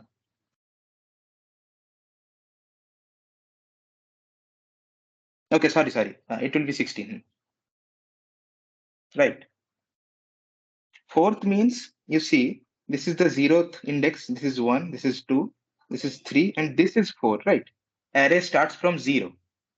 So if you sum all this, then A0 plus A1 plus A2 plus A3 and A4, these values will sum up to 3 plus 8 plus 0 plus 7 minus 2.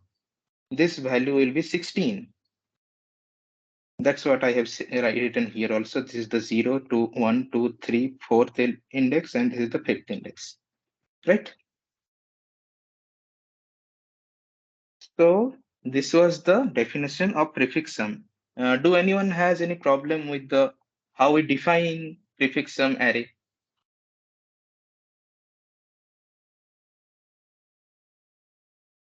Yes, Subhan, it is the fifth element and the index value is 4. Okay. So let us proceed how we can use this technique to solve the problem we posed earlier, that is this problem. Given a number of queries, how will you solve all the answers in a finite time of 1 or 2 seconds? Basically, it was a O of n square algorithm, the naive approach which I showed here, this one. We have to basically devise something which is not O of n square. Maybe O of n. If O of n we can devise, then it will be more good. So here is a piece of code. Can you see this?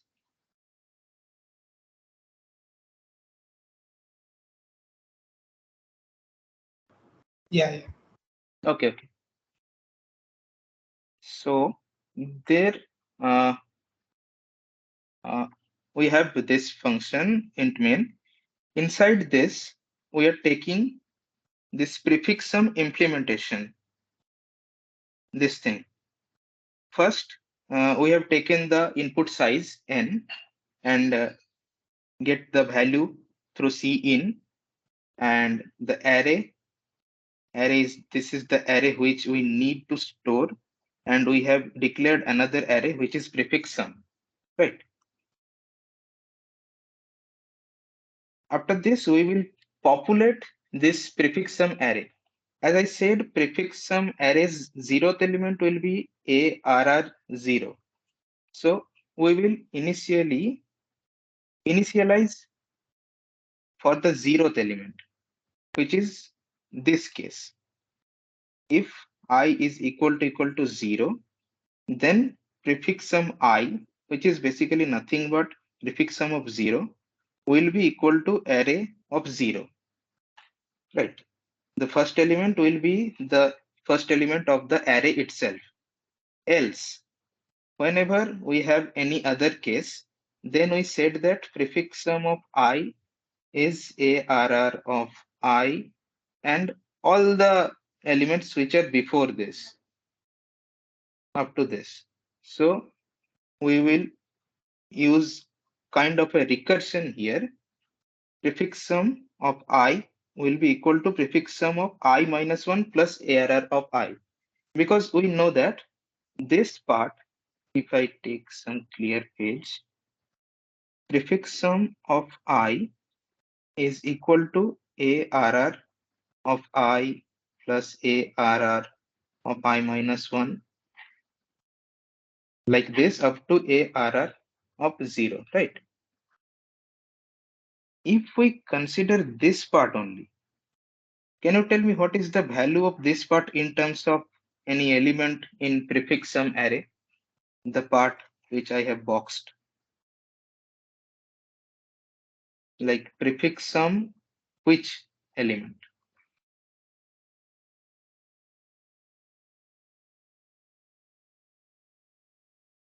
Prefix sum I minus 1, right?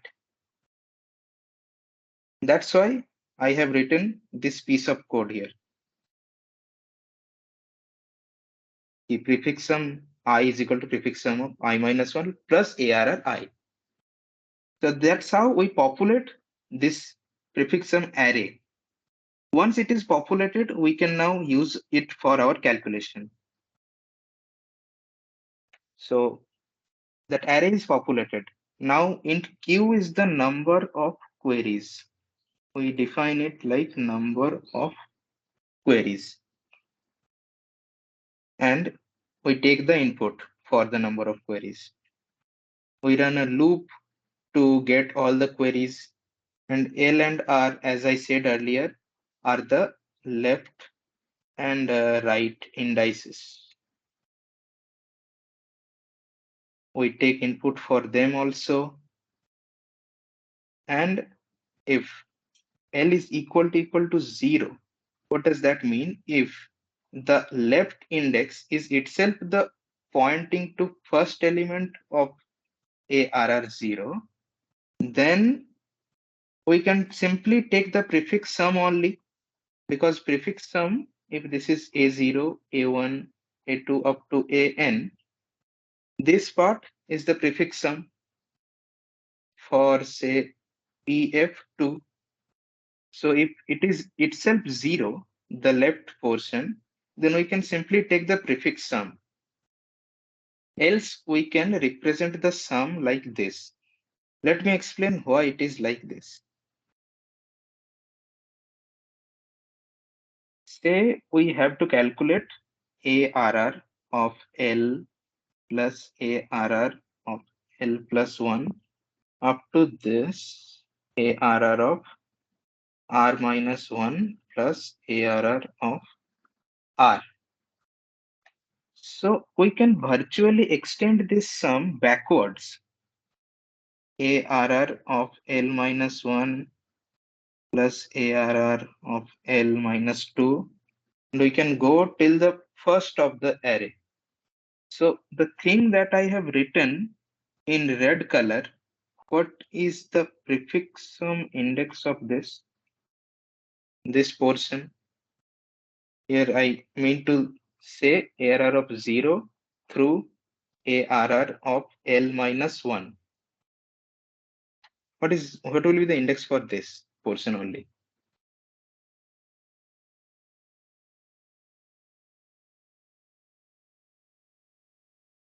L minus 1, right? It will be L minus 1. And for the blue part, this is the required sum S. Let us denote by S. So S plus PF of L minus 1 is equal to nothing but we extended this and now we have whole thing. The whole thing is ARR of 0 starting from ARR 0 to ARR of R, right? So what is the value of the whole thing in terms of PF? PF of what?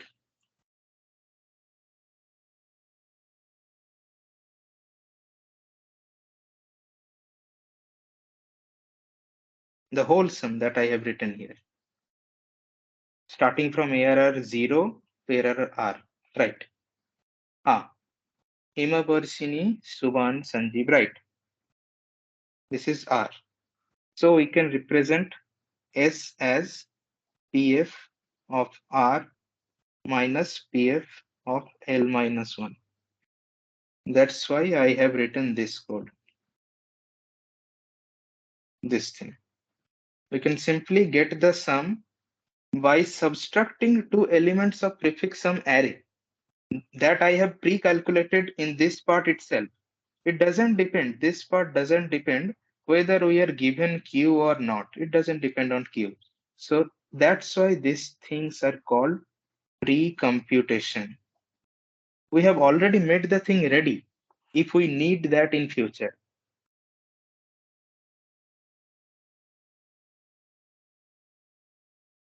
So whenever we need the sum between two array indices, we can simply get this thing by either directly putting the prefix sum value or taking the difference between two specific prefix sum indices value.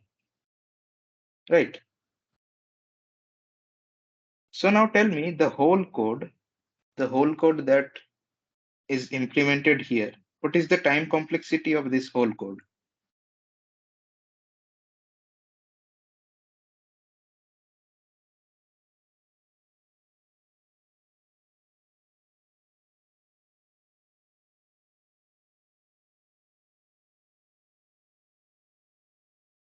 This took, right. O of n, correct. So the thing that we were needing here, we don't need O of n square, we need some efficient solution. We got a method which is O of n. And how do I get this? Through prefix sum only, na? So that's why I am saying prefix sum is a tool through which you can implement an O of n solution. This thing. Now I have another problem based on prefix sum, but before that, we will come to that problem. I can also define frequency arrays before that. It's not related to this problem, but we can just proceed to the theory, then we'll come back to the problem if time permits us. So, like frequency, like I said, prefix sum are one concept. Frequency array is another useful concept that you need while solving some specific kinds of problem. These are called frequency problems. What is the basic idea of frequency arrays? Say you are given an array 1, 1, 2, 0, 3, 5, 5. Frequency array basically is another array which keeps track of how many times an element occurs in some array A. Like in this case, the element 1 that occurs 2 times in this array A. So element 1 has a frequency 2.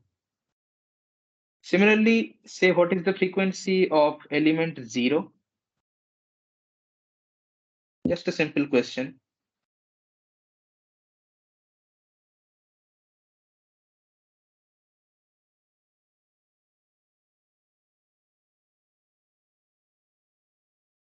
1 simply. Similarly, 5 has a frequency of 2, like this and all. How do I code this thing? The thing we are observing, we need to code it so that we can get the frequency array which will keep track of the occurrence of every of the element. So for that we have two methods. One is frequency arrays and another thing is the STL container which is called map. We will learn about maps furthermore when you will attend the latest session. We'll just get an overview here only. First thing is frequency arrays. So frequency array, as I said, it's another array, say AF, derived from the original array A by keeping track of how many times each element occurs in some array A. Let me explain this through an example.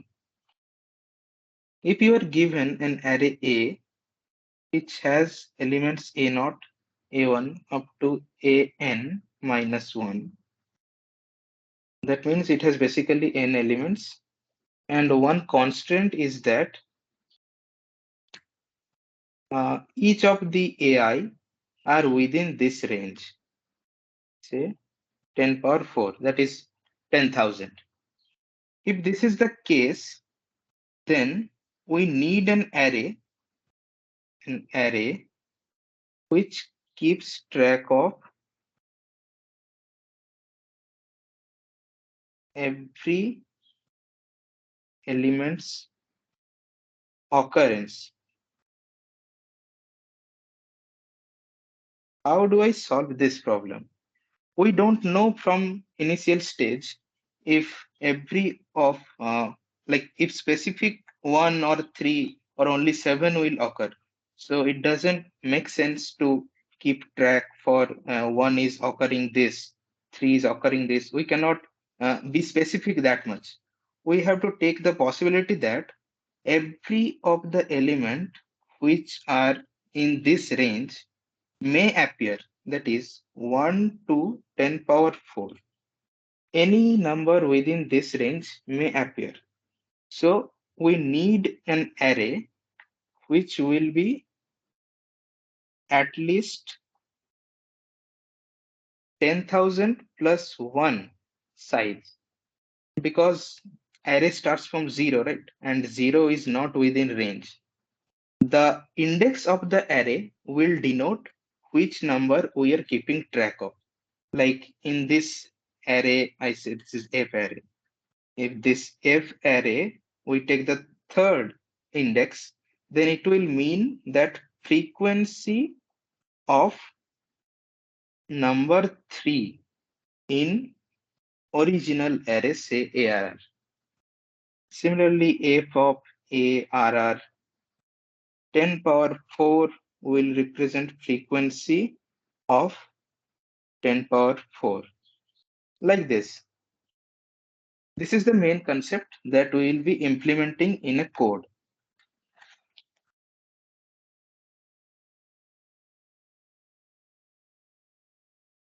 This is the piece of code, the code snippet that I'll be using for implementing the frequency arrays. See, we have initially the value of n taken as an input. Then we are creating, we're taking the original array. This is the original array,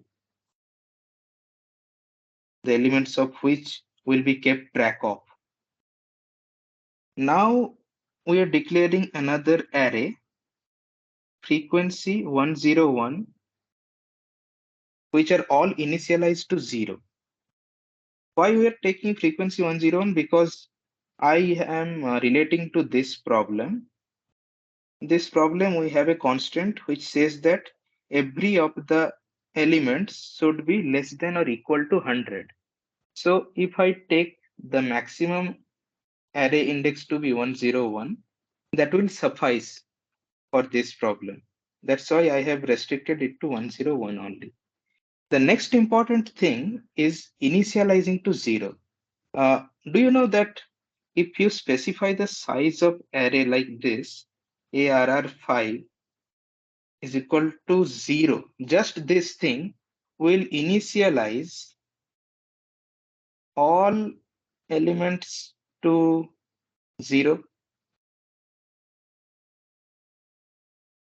If you know this, then no problem. And this is just information. This is shorthand notation that is used in C++. The same thing I have written in comment, why I have taken 101 as an upper limit, because the upper limit for each element is 100. So we need to get at max the 100th index. The max index value here will be the 100. This is the maximum index value.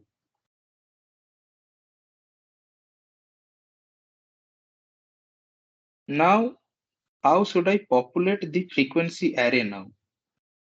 The most important thing here is this arbitration. Frequency of ARR of I should be plus plus at each iteration. We have taken a loop for int of I is equal to 0, which will run through n. N is the size of original array.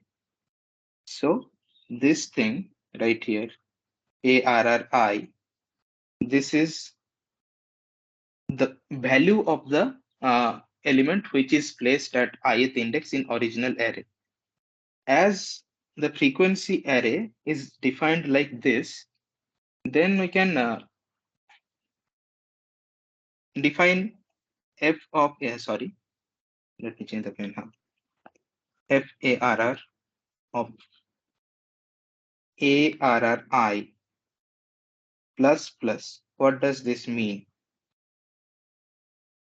See, this thing, as I have defined previously for the frequency array, f of ARR, a plus plus, leave the plus plus thing. Just say, what does this mean? F ARR of ARR I. It means the frequency of which element?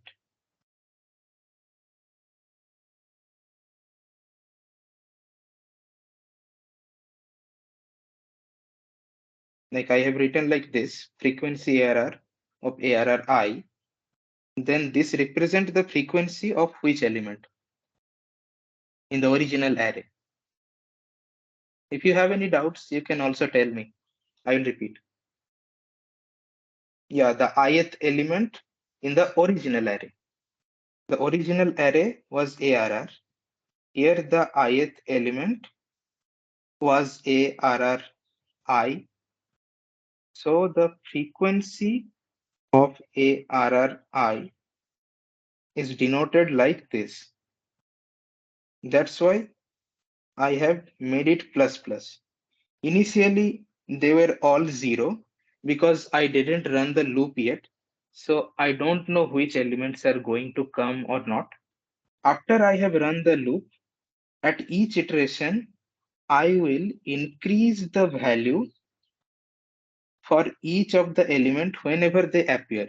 Say ARR of 3 is 5 and I encountered 5 at this third index, right? Third index, I encountered 5. So for that, frequency of ARR of 3 will be now 1 because initially it was 0. Now I have encountered it for the first time, so it will be 1. After this, while the loop was running, say at the 7th index, I again got the value of ARRI to be 5 again. That is the ARR7 is again 5. So the frequency of ARR7 will be basically equivalent to frequency of 5, which is now 2, because I have incremented the same thing. This index is different for both, but the value of ARR of that index is same. Here also it was 5. Here also it is 5. That's why in the frequency array, the same thing is incremented. And that's how if I encounter 5 thrice, then the frequency of 5 will accordingly be 3. Right. This is how this code works. Any problem with this code?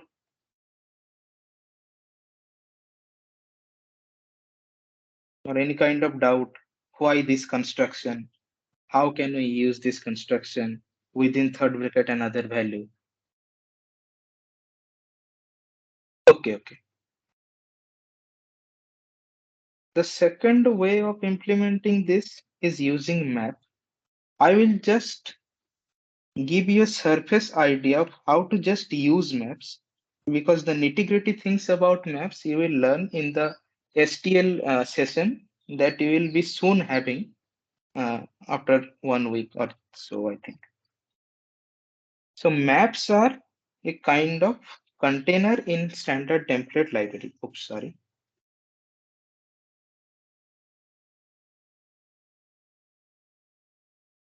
Now we need to declare a map.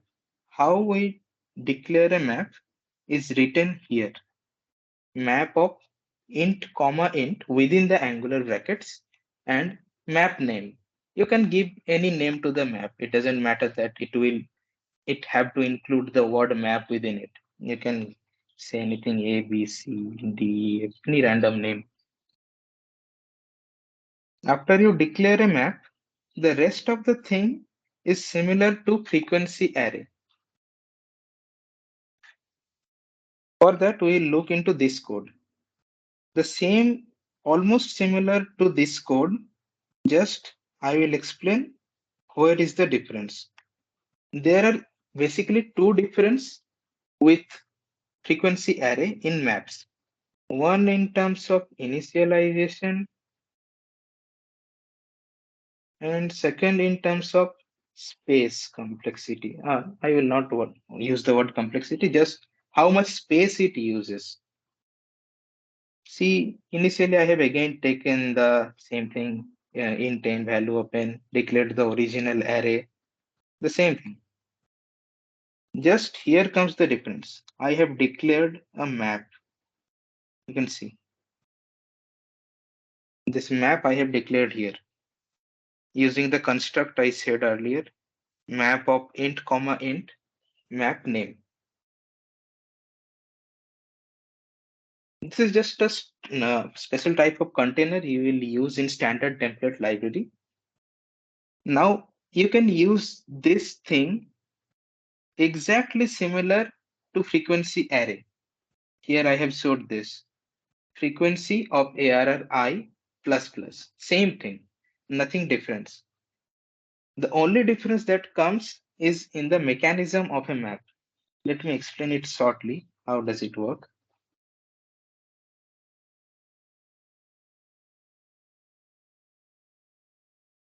For a map, you have some keys and a value associated with this. The thing that you saw there, a map, then int comma int. This int comma int is nothing but representing a prototype for a pair. It is a pair of two integers, integer 1 and integer 2. The integer 1 is called key and the integer 2 is called the corresponding value. So when I declare the map like this in a similar fashion as frequency array, what happens is, say I declared a map called SPC. Anything name I can give it. This SPC map has this structure while we are assigning values to it. SPC ARR of I plus plus ARR of I. Leave the plus plus for now. just this thing. This thing mean if I assign any value to this, say 7, then this part within it is called the key, and this is the corresponding value. So if at the I index, which is say 7th index, you get ARR of I is equal to 5, then the map SPC will see this thing equivalently as SPC of 5 that is assigned a value 7. The most interesting thing about map is initially it is 0. Every of the values are initialized to 0 by default. Whenever you declare a map here in this line, everything is initialized to 0 by default. So the line that I used there for frequency arrays, this line equal to 0 within angular brackets, we don't need that line here. Here we just declared frequency, a map, and that's all. We are done. We don't need to initialize it. Is it clear up to this or any confusion regarding key and values?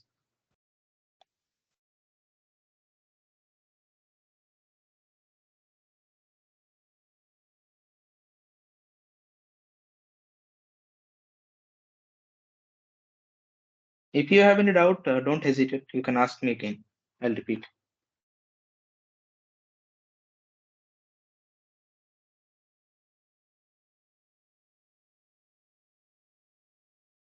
Sir, what if the values, I mean, we are writing map, then int comma int. Is it necessary that those will be always integers?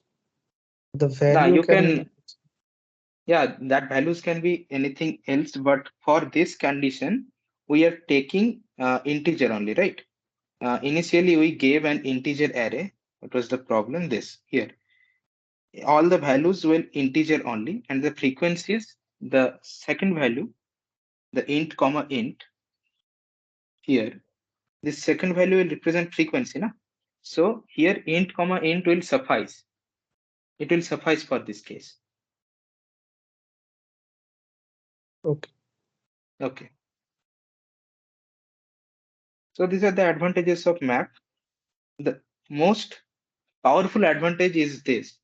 Say if all the elements in your array, last time I said that all the arrays were within this range, right? 100.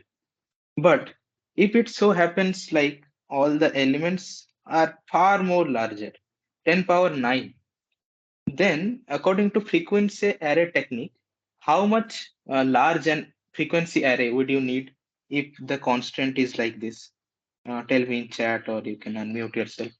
If this is the condition on element values, then how much large n frequency array you will need if we follow the same procedure?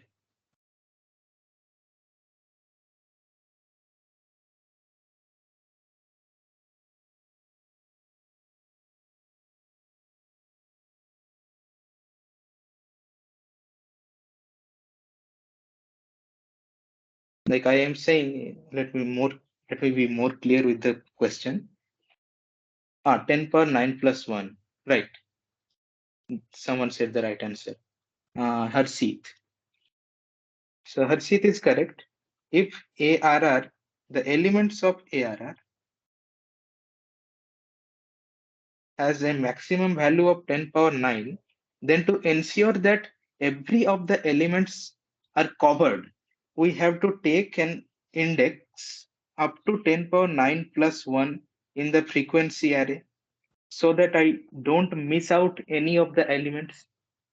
If I say take up to 10 power 6 only, then in the original array, if 10 power 7 appears, where I would put that?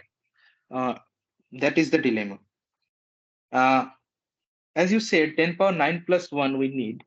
there is another problem associated with that. If you declared an array of size 10 power 9,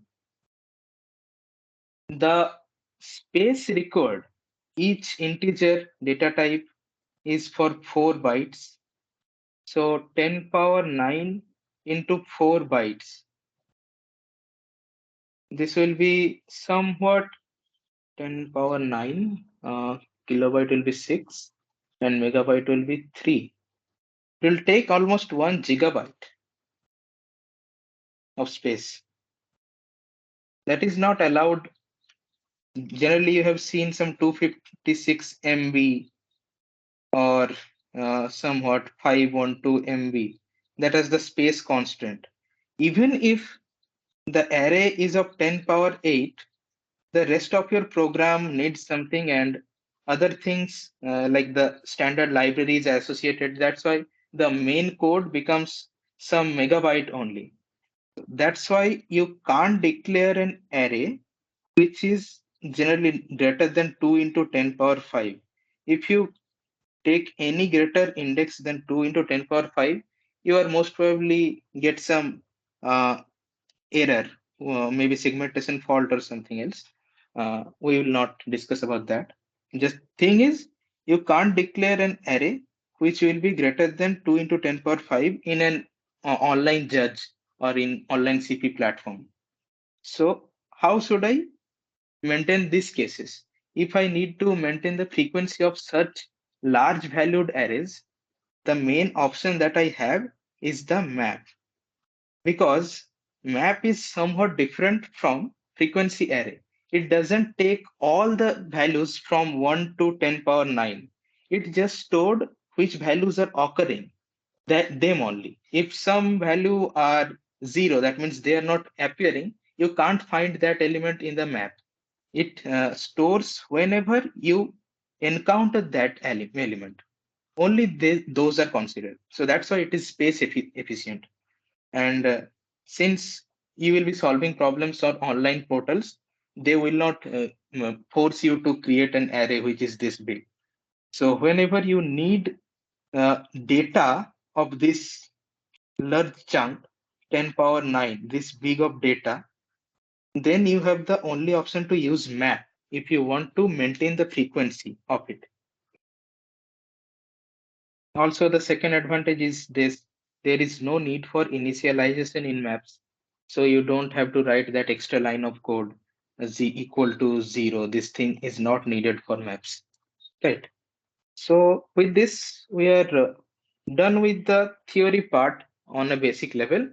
Uh, do anyone have any problem? If I need to repeat any part, you can say me.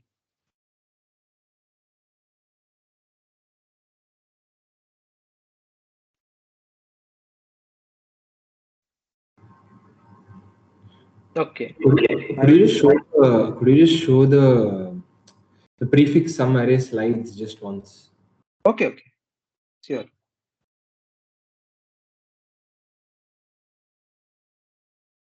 This one? Right. Yeah. This one, and like the following slides, like whatever was related to prefix sum arrays. Okay. These things, right? Yeah. Yeah. I saw it. Okay. Any problem? No. I just wanted to see it like once. Excuse me, Okay. I have a doubt. Yeah, ask. Like every time you call prefix sum, wouldn't it take n units of time? Like every time you call that function prefix sum. So again, the No. time complexity becomes m into n. No, it is 2n is fine. Na? O of 2n will be going to O of n only by approximation. But it is not a function, right? Prefix sum is an array, and we have pre-calculated the array. You are within this thing. These are I have just split it into two images. Sorry for that. This is the same piece of code. You see, the first part is int main, and in the second part there is no int main. This is the same piece of code. You have initialized prefix sum so that it contains the sum of all the preceding elements, and you are within the program. So computer has remembered what are the values of each prefix sum array element. So whenever now you But- need a sum, But that will say, vary for all array, right? Because you are taking for a particular array, you are calculating prefix. So it will vary for all arrays. So again, it will take n. no. Look. I think you misunderstood. The problem was, you are given an array. The array is fixed, right? Only the query is on the same array. All the queries are on the same array. Are you clear now?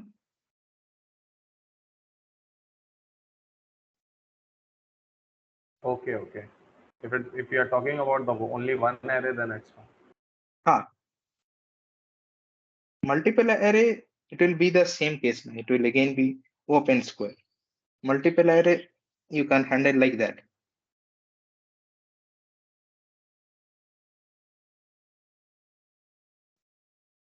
So now let us do some problems regarding this. This thing I'll do a small frequency array problem now, this one. Can you guys see the problem? This here, I have the problem Bapan, statement. Hi, Bapan. There is Yeah. a problem in the chat. Could you just look at it once? Okay. Could you explain once again why frequency array size has plus? Okay. See, Pratik, say if I have an array 0, 1, 2, 3, 4, 5, 6, I will exclude 0 for now, up to 7. Okay, so we can say that each of the element is bound within this range. Sorry, this range. I can say, right, Ritik?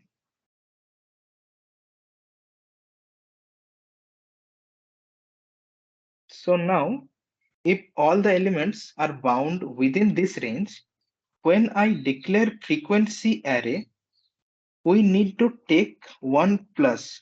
Why? Because the frequency of 0 in this case, it implies nothing because 0 is not the element, but frequency 1, frequency 2, up to this, we can go till frequency of 7 only, na? Because if you declare an array of size n, then the elements will be represented like this: ARR 0 to ARR 1 up to ARR of n minus 1, like this. So if n is the given size, you can go only till n minus 1 in the indexes. And here we are dealing with indexes only. This 7 represent the frequency of the number 7.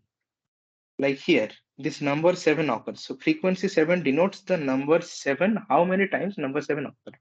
Got it. Okay, nice. So as I was saying, you can read this statement for the problem. I'll give you 1 or 2 minutes.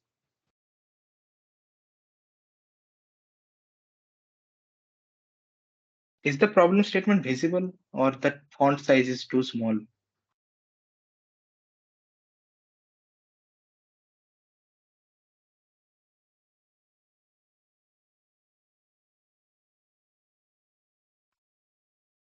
It is fine, readable. Okay. Unless like someone is on mobile. I don't know. That's the problem, right? Zoom in. Okay. Zoom in will cut the sides. Still, I will try.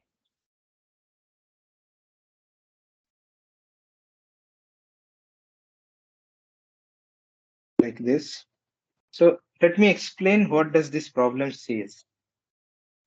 This problem says that a person called Debu has n friends, and on his birthday, the friends ask for party from Debu, and each of the friends demand a specific day for the party.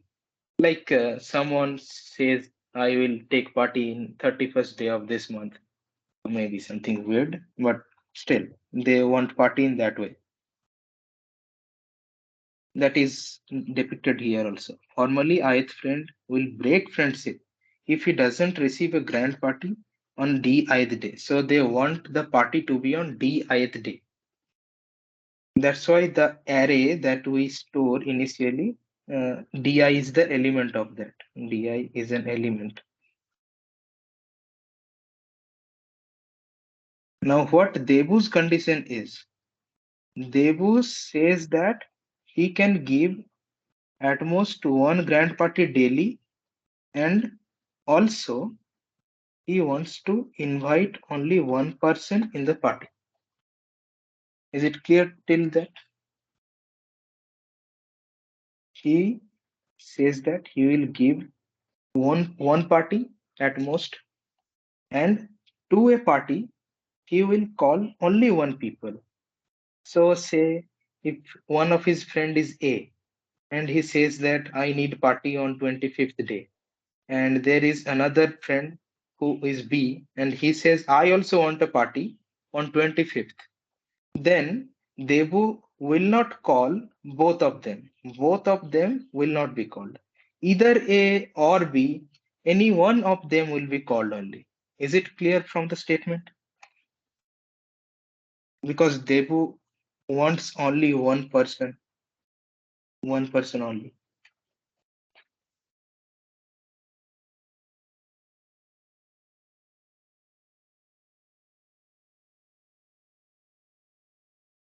So our main problem, I will take that as yes, as no one replied. You are given the number of days, that is what the first friend says. If the first friend says he needs party on DI day, second friend says he needs D2 day, like this you are given an array Dn because he has n friends, right? Every of them has given some date. Now it may be possible that they are not unique. D1 may be equal to D2 or D2 equal to maybe D3, like this. We need to figure out that. Since the task is to calculate how many maximum number of friendship he can save. Can you say me how, like how many number of maximum friendship he can save in terms of this D1, D2 and distinctness of them? Like what will be the maximum number of friendship he will be able to solve? I showed you a case where if A and B, they both declares that they want party on 25th, Debu will not call both of them. They will call only one of them. Similarly, if C also wants on 25th, then also Debu will call A or B or C, not three of them. So in that case, he loses two of his friends. Two friends lost. Only one is retained. So can you tell me the condition? Right. Devarga said solution will be equal to number of unique integers. Is everyone clear with that? That number of unique dates will be the maximum number of people he will be able to save friendship with.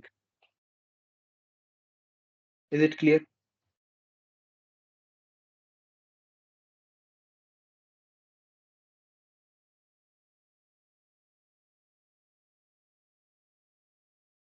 If you have doubt, you can also ask me how unique number of days are coming out to be the answer.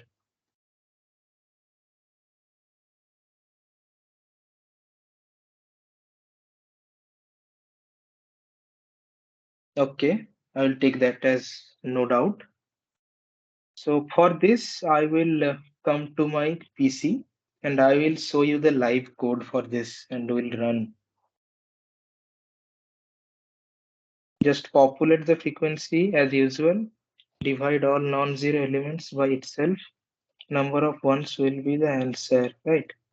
You don't even need to divide, you just count which frequency elements are non-zero. The ones which are non-zero are the number of unique elements. You keep an variable which is maintaining the number of unique elements. Increase it whenever you encounter any frequency which is greater than zero. That will be the answer, right? I will quickly code it up.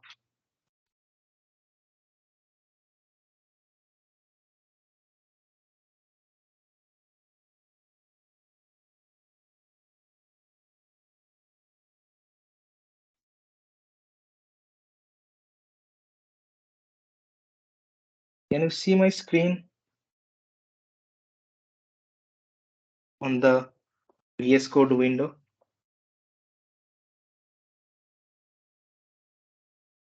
I think yes. So here is the main part for the code, and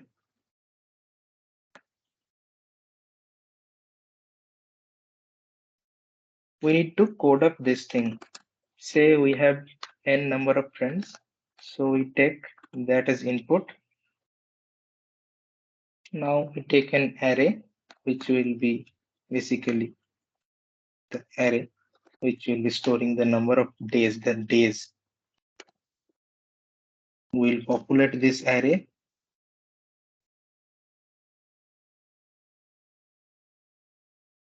Wait a minute, I just forgot to put int before this.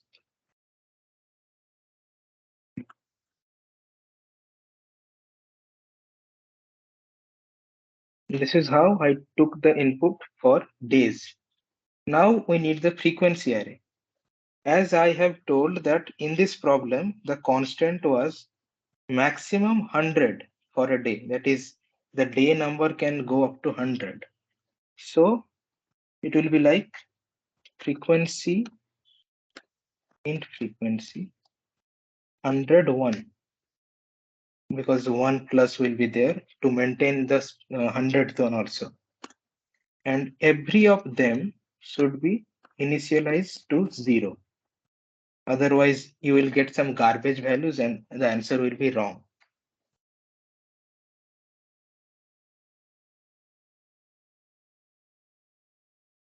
So after this,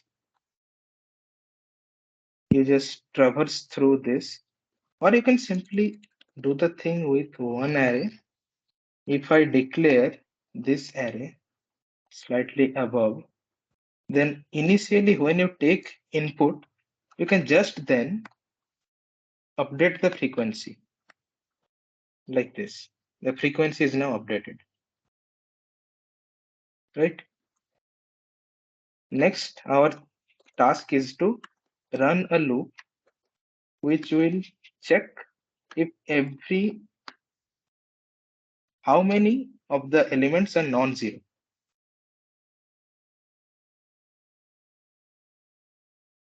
If frequency of ARRI is greater than 0, then a variable called count will be plus plus. I'll declare count here,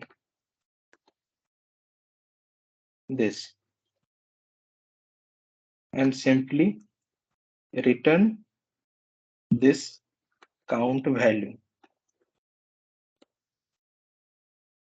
This is the thing, right? This will give you the number of unique elements. Any problem on this code? I will now run it.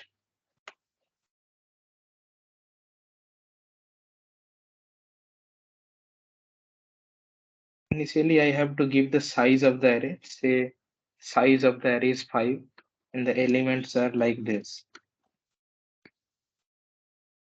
This. So it gives 5. There may be some problem.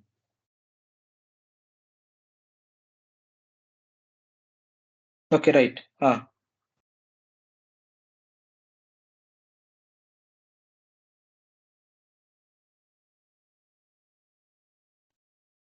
It will be like this, right?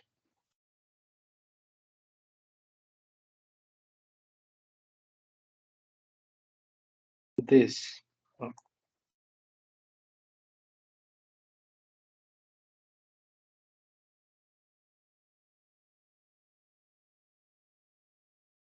Now it gave the correct answer. Initially, I put the wrong indices.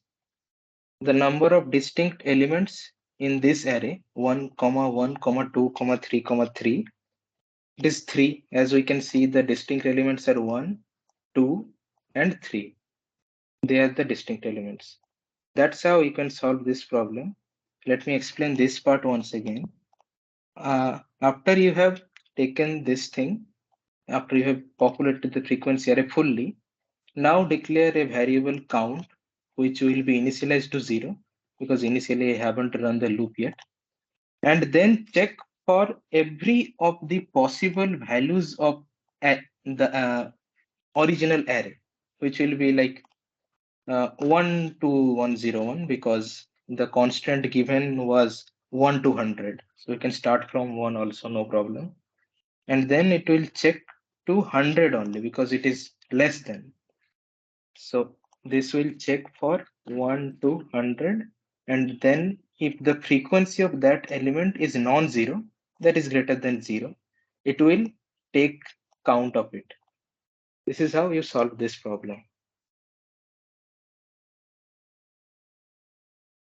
Now I have another problem. This one.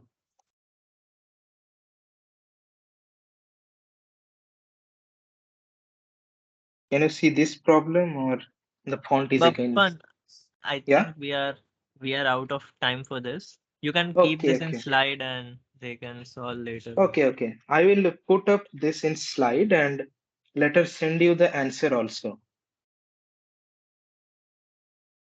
So that's it for today. And the problem set for this session will also be posted after the session is over. You guys please try that. Then you will get a grasp of this kind of problem. I will post a solution for this problem also. So that's it for today, guys. Yeah, if you have any doubts in this, then you can ask. Yeah, anyone with any doubt?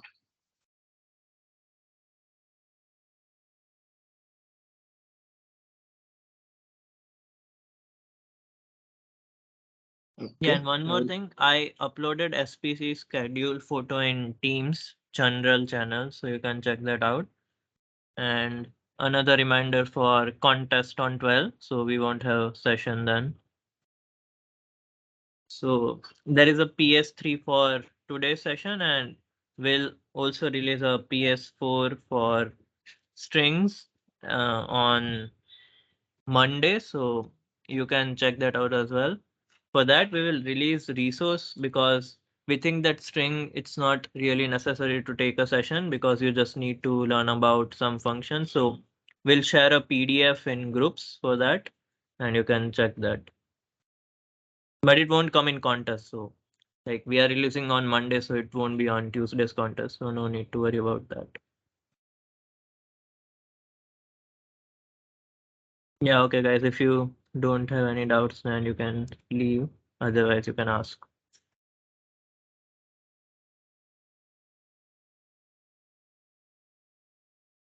Okay. Thank you.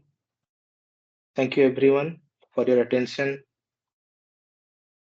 We are then about to wind up this meet. Mantra bro, should I wind up now then? Yeah. Yeah, Saptashi. Okay. You can end the meet.